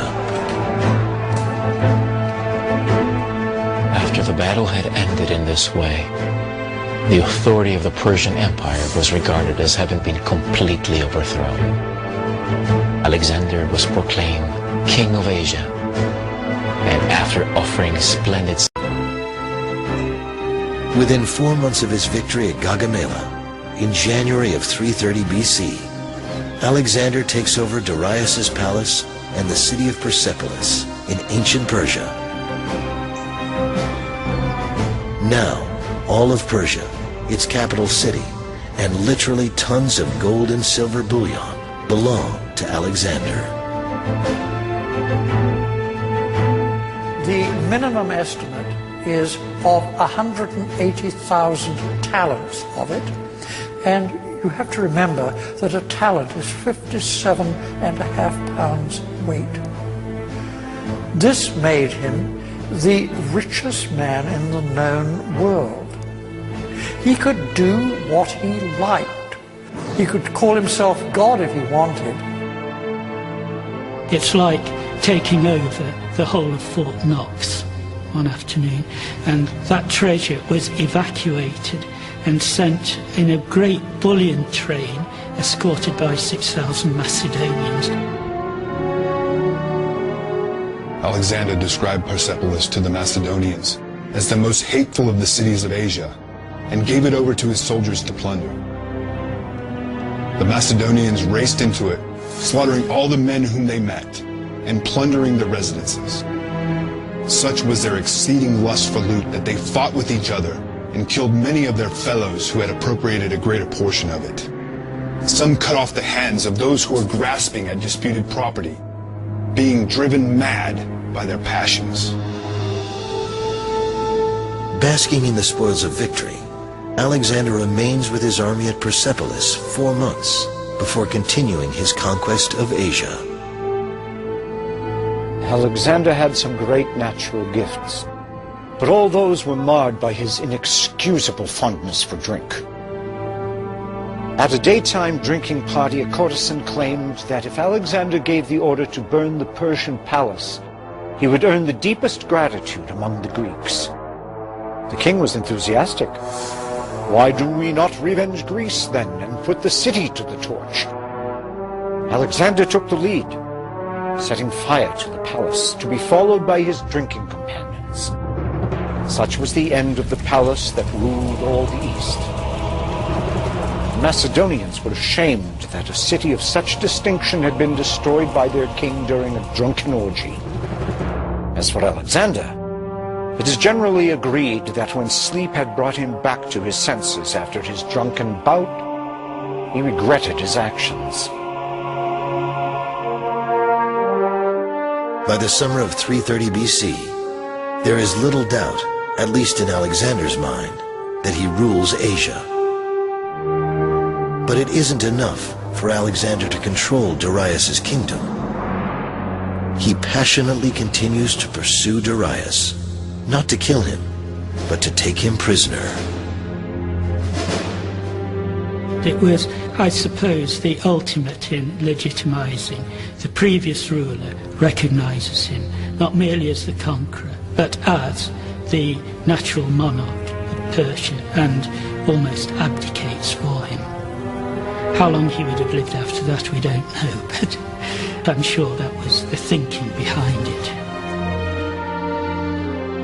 The other important reason for getting his hands on Darius, either dead or alive, was to make sure, and alive is better than dead, to make sure that no pretenders pop up. He's fighting against a culture that is used to having pretenders pop up and say, "I'm Darius. No, I'm Darius. No, I'm Darius." And the reason why this could occur is because there's no ABC, NBC, CBS, there's no CNN, there's no C-SPAN. The only way you could be absolutely certain that you had gained control of the king of the previous dynasty and say, "We're done with this dynasty," is to have him alive in your possession. When Alexander learns Darius is heading north, he again takes up the chase. So rapid was the march that many of the men, unable to stand the pace, dropped out. A number of horses were worked to death, but Alexander pressed on, regardless of loss. At this juncture, 2 important persons in Darius's army sought an interview with Alexander.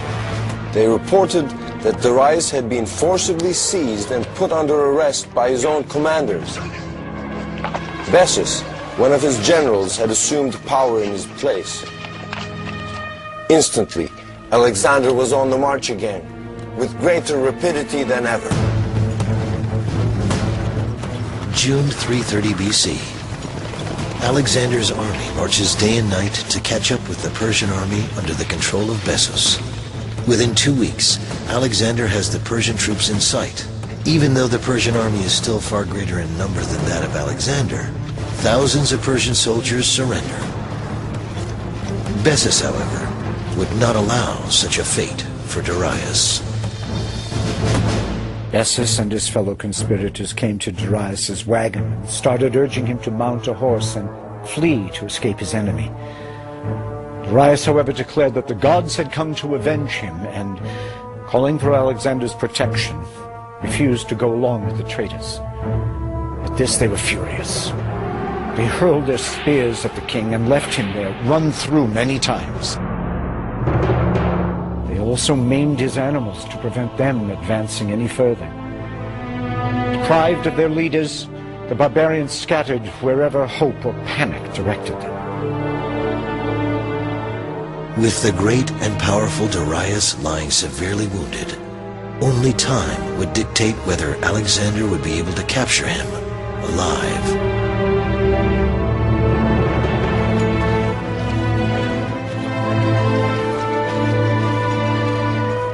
When Alexander's forces finally catch up to the fleeing Persian troops, they find Darius barely clinging to life. They found him at his last gasp. He asked for a drink, and he swallowed some cold water, which a Macedonian brought him. He said, "This is the final stroke of misfortune, that I should accept a service from you and not be able to return it. But Alexander will reward you for your kindness, and the gods will repay him for his courtesy towards my mother and my wife and my children." As he said this, he took the Macedonian by the hand and died. When Alexander came up, he showed his grief and distress at the king's death, and unfastening his own cloak, he threw it over the body and covered it. Later, after he captured Bessus, who had murdered the king, Alexander had the tops of 2 straight trees bent down so that they met, and part of Bessus's body was tied to each. Then when each tree was let go and sprang back to its upright position, the part of the body attached to it was torn off by the recoil. As for Darius's body, he sent it to his mother to be laid out in royal state. With Darius dead, Alexander's conquest will ultimately be assured. But in the ensuing months, Alexander faces new enemies within his own army and within himself.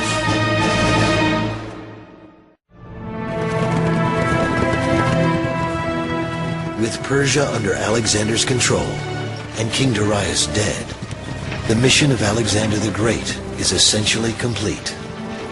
But Alexander now faces new dilemmas, far more complex than waging war. It's very revealing that it's after Gaugamela that the restlessness among the troops really begins to start, on the very reasonable basis that, look, we've done what we were set out to do. We have destroyed the control of the Persian Empire. We've done it. Now let's go home. At this time, Alexander becomes acutely aware of potential threats to his power. Among the Macedonians at this time, few men enjoyed a more prominent position than Philotas, the son of Parmenio. When Darius had been defeated, a beautiful Greek girl named Antigone was handed over to Philotas. He confided to her that all the greatest achievements in this campaign had been the work of his father and himself. Antigone repeated these remarks privately to Alexander. Once the king had begun to listen to these insinuations, Philotas's enemies brought innumerable accusations against them, including conspiracy. Philotas was executed, and immediately afterwards Alexander had Parmenio put to death as well. This was a man who had rendered many great services to Philip, and who, of all Alexander's older friends, had urged him more strongly to undertake the invasion of Asia. It is now widely believed that Alexander always had concerns about the loyalty of Parmenio and his son Philotas. For all practical purposes, the account given to him by Antigone gives Alexander the opportunity to take strong action he may have been considering for years. In October 330 BC, Alexander makes his close friend Hephaestion joint commander of the Companion Cavalry. The Macedonian army, now on the march for more than 7 years, moves towards India, and Alexander's erratic behavior continues. In 327 BC, at the age of 29, Alexander does something that is so out of character, it shocks even his closest associates. particularly his lifelong male companion and rumoured lover, Hephaestion. Alexander takes a wife. This is Roxane, the beautiful daughter of Oxyates, a baron whose mountain stronghold of the Sogdian rocks has been captured by Alexander. But why does Alexander marry? Well, it's a good political alliance with the local nobility, and there's a chance of producing a legitimate heir for his vast empire. But some ancient historians write that Alexander may indeed have had genuine romantic feelings for Roxane. Men who took part in the campaign used to say she was the loveliest woman they had seen in Asia. Alexander fell in love with her at sight, but captive though she was, he refused, for all his passion, to force her to his will, and condescended to marry her. Alexander confounds his associates even further when he decides that those under his rule should honor an ancient Persian tradition. For the ruler of the Persian Empire, it was essential to be seen to receive proskinesis from his subjects. Now, for the Persians, this is a matter of respect, a simple kiss of the hand. It could be combined with a bow, or with kneeling, or even prostration, face down on the ground. But for the Greeks, this gesture is a form of worship exclusively reserved for the gods. Alexander's command is hotly contested by his followers, and Callisthenes, his official historian, refuses to do it. He speaks boldly to his longtime friend. You should remember Greece. For her sake you undertook this expedition into Asia. When you return home, will you force the Greeks, the greatest freedom lovers of all, to bow down before you? From this point, Callisthenes loses the favor of Alexander, and as so many have discovered before him, that can be a tragic mistake. Alexander orders Callisthenes, his own historian, to be executed. All it meant to Alexander was that here was this damned intellectual who served his purpose and was now becoming a nuisance and was therefore expendable. And being expendable, he was thereupon expended. Alexander's desire to pursue Persian tradition slowly evolves into a life of hedonism. He clearly saw himself as a god, and he was being treated as a god. People have been reluctant to believe this because they think of Alexander through modern lenses. No one these days thinks of himself as a god unless he's nuts. But what of Alexander? Alexander now began to imitate the Persian luxury. He dressed himself in a white robe and a Persian sash. He added concubines to his retinue in the manner of Darius, in numbering not less than the days of the year and outstanding in beauty. Each night, these paraded about the couch of the king, so that he might select the one with whom he would lie that night.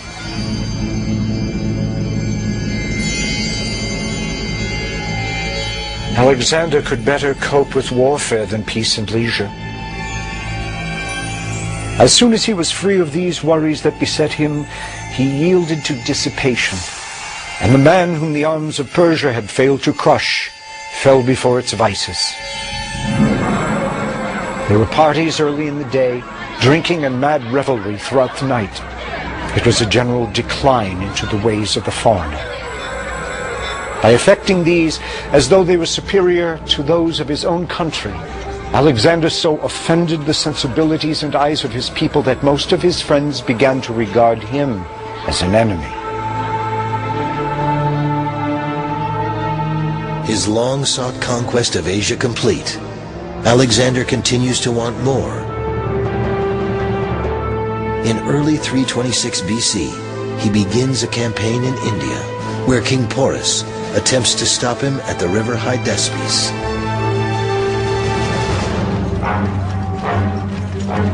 Alexander's forces find themselves fighting an enemy not riding just horses, but elephants. While the Macedonians prevail, the contest is the most difficult they have fought. A consequence of this battle with Porus was that it blunted the edge of the Macedonians' courage and made them determined not to advance any further into India. At first, Alexander was so overcome with disappointment and anger that he shut himself up and lay prostrate in his tent.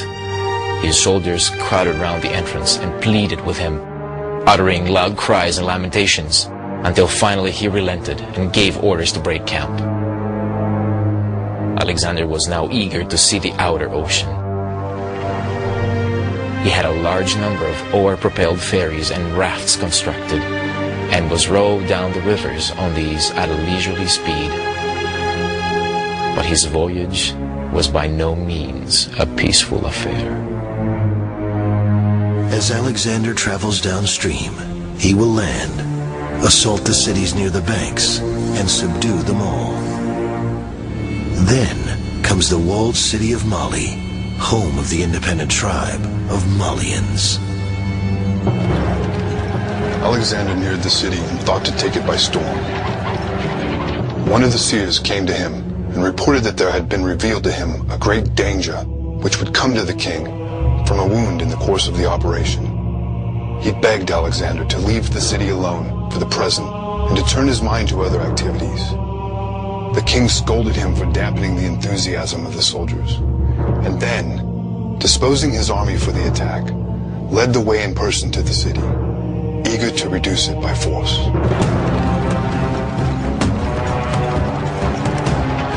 Alexander stationed his infantry in a ring around the outer defenses and moved up in close formation. The defenders took refuge in their inner stronghold. Here, they continued to resist, and not without success, for they turned and fell upon a small party of Macedonians, driving some of them out again, and killing about 25 before they could get away. Alexander, meanwhile, brought the scaling ladders into position all around the inner stronghold. But the men with the ladders are too slow for Alexander. Impatiently he grabs one himself, leans against the fortress wall, and is the very first to climb to the top, cutting down at the enemy left and right, until suddenly Alexander stands alone. To the horror of his men down below, he is now a perfect target for enemy archers. What he should do now is go back, jump down to rejoin his men. But what he does do is jump forward, inside the enemy fortress, where, in hand-to-hand combat, he fights for his life. Horrified, the Macedonians rush for the walls in such numbers they break their own ladders. Only 3 of them manage to join him inside the fortress, including the bearer of Alexander's Trojan shield. 2 of the Macedonians are cut down by the enemy, and Alexander himself receives an arrow which penetrates his body armor and pierces his lung. The 4th Macedonian defends his leader with the great shield of Troy. Desperately, Alexander's army finally manages to scale the walls, and they witness an impossible sight. Their invincible leader lying on the ground in a pool of blood.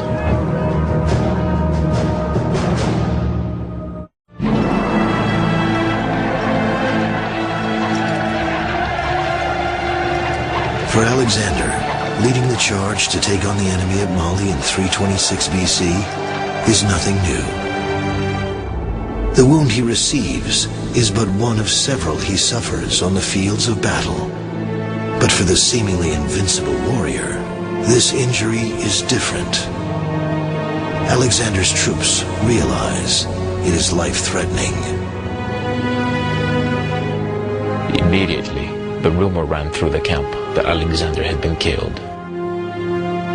Meanwhile, his attendants, with great difficulty, sawed off the wooden shaft of the arrow and thus succeeded in removing his breastplate.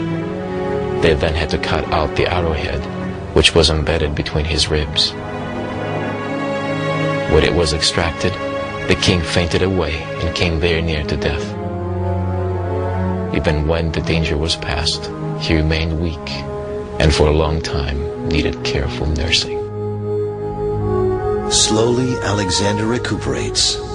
During the next 2 years, he heads his army west back towards Greece, half by land, half by sea. In July of 324 BC, Alexander suffers an even deeper hurt. His close friend Hephaestion dies of an unknown illness. Alexander is devastated. We are told that Alexander flung himself on the body of his friend and lay there nearly all day long in tears and refused to be parted from him until he was dragged away. Some have said that he had Hephaestion's doctor hanged for giving the wrong medicine.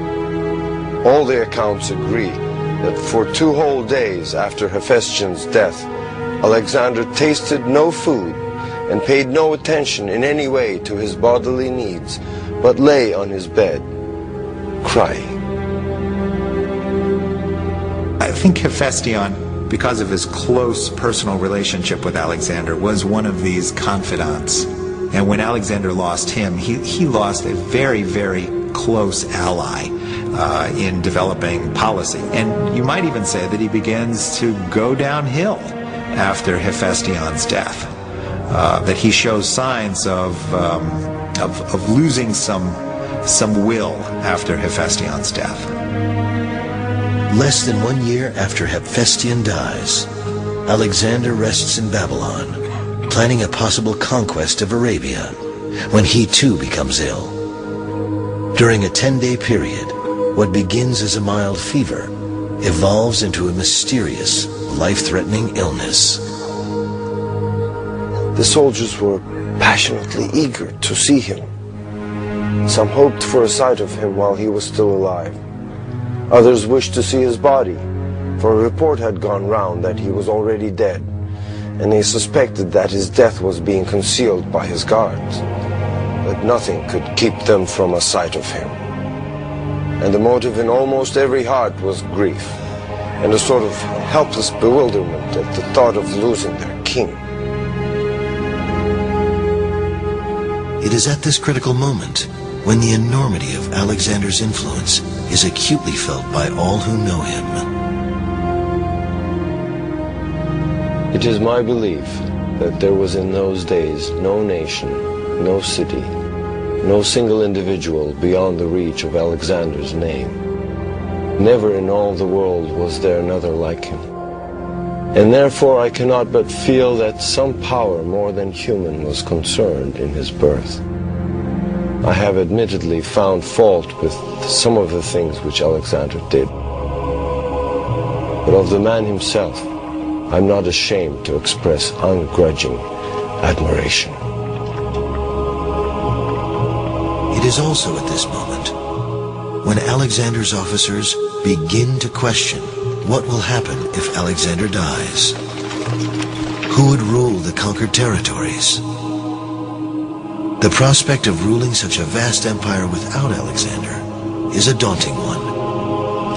There is no doubt among Alexander's officers that no single human being could ever take his place.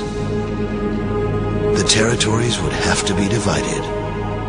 They also know that if Alexander himself does not proclaim who will inherit which regions, fierce jealousy would rear its ugly head, resulting in wars between the very leaders who fought united under the banner of one mighty king. Would Alexander be able to defeat his illness, resume his conquest, and lead his loyal forces to even greater glory? Or would he finally prove that he is not the immortal son of Zeus by dying the death of a mere mortal?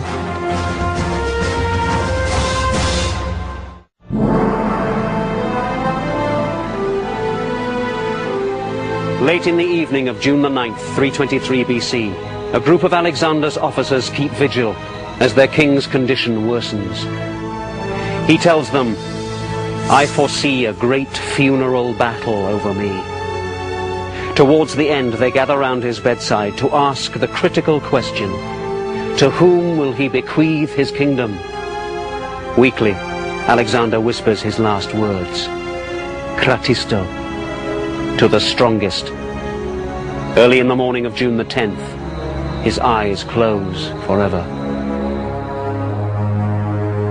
For centuries, historians have debated the cause of Alexander's death, from alcoholism to poisoning to compulsive self-destruction. If we're asking what killed him, you've got a whole smorgasbord to pick from. And again, funnily enough, it might be a case of all things conspiring together. He never really got over that terrible shovel-headed arrow wound that he got in India.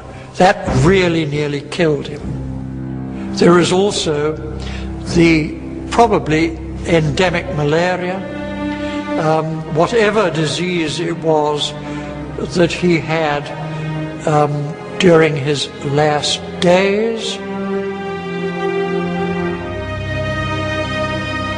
I feel that Alexander died ultimately because he pushed himself too hard. With Alexander, he has this wonderful military campaign and then dies. Well, for him, that's kind of a good thing for him. Alexander died ultimately because he pushed himself too hard. With Alexander, he has this wonderful military campaign and then dies. Well, for him, that's kind of a good thing for him, because I'm not sure he would have been real good as an administrator. Again, it comes back to your own personal opinion about what exactly made Alexander so great. But my feeling is that Alexander would have pushed himself until he died or burned out. And I think that had it not happened in 323, it would have happened in 321, or it would have happened in 320. I don't see Alexander mellowing out and living into an old age. Just as in life, Alexander was a powerful figure, so too in death.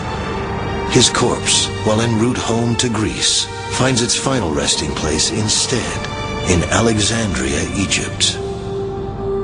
In the chaos that follows Alexander's death, his embalmed body becomes a major asset. Alexander had said that he wished to be buried at Siwa with his spiritual father, the god Zeus Ammon. But the Macedonians want their noble leader to be buried at home. As the body is being transported by land in a golden sarcophagus, it is hijacked by soldiers under the command of Alexander's former general Ptolemy, now the new ruler of Egypt. Controlling the body of Alexander lends new power to the reputation of Ptolemy and his successors. For several hundred years, Alexander's sarcophagus is viewed here by thousands, including Julius Caesar.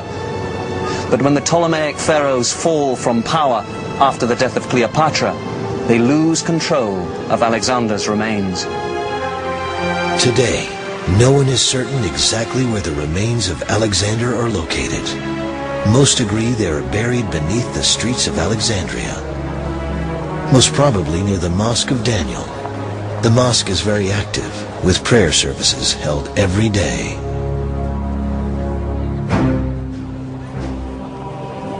If Alexander the Great was indeed buried somewhere near the Mosque of Daniel, then it's likely that he would have been brought here, part of the labyrinth of tunnels underneath all of Alexandria. These were designed as cisterns for the storage of water, and this particular one is directly underneath the mosque. This is believed to be a holy place, where the bodies of religious leaders have long been buried. Many attempts have been made to find Alexander's remains, but so far, none have come even close to success. The death of Alexander the Great brings to a close a conquest never again equaled by any warrior at any time in history. The statistics alone are staggering. One man leading 40,000 soldiers by foot and horseback, more than 20,000 miles over 12 years.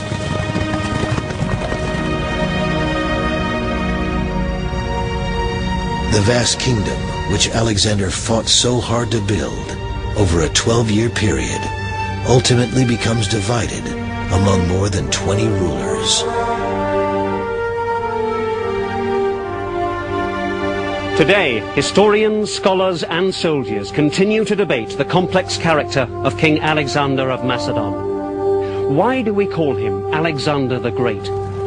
Most agree he was the finest military commander that ever lived. He also created a cultural exchange between East and West that became a pivotal point in human history. But he gained his empire at a huge cost of death and destruction. If he had lived, how much further would he have gone? Perhaps we are fortunate that we will never know. At the end of his short life, Alexander was walking a fine line between genius and insanity. Alexander gives an example to the world of a general, the likes of which we have never seen since. Every major general compares himself to Alexander, and I think most every major general feels that somehow he falls short of Alexander. Alexander himself was so powerful a figure that during his lifetime, men who afterwards became great kings, marshals, and leaders, while he lived, they were no more than senior officers, lions to his lion tamer. And even after his death, they were still so scared of him that in council meetings, his crown, his scepter, his royal robe presided at the head of the table. He was still there for them, even though he was dead. Alexander appears to have had not one moment of self-doubt, not one moment of fear. Whether he was a god or not, he certainly had the confidence of one. He had an absolute vision of his own greatness, and in the end, we are forced to agree with him. He is, and will always remain, Alexander the Great.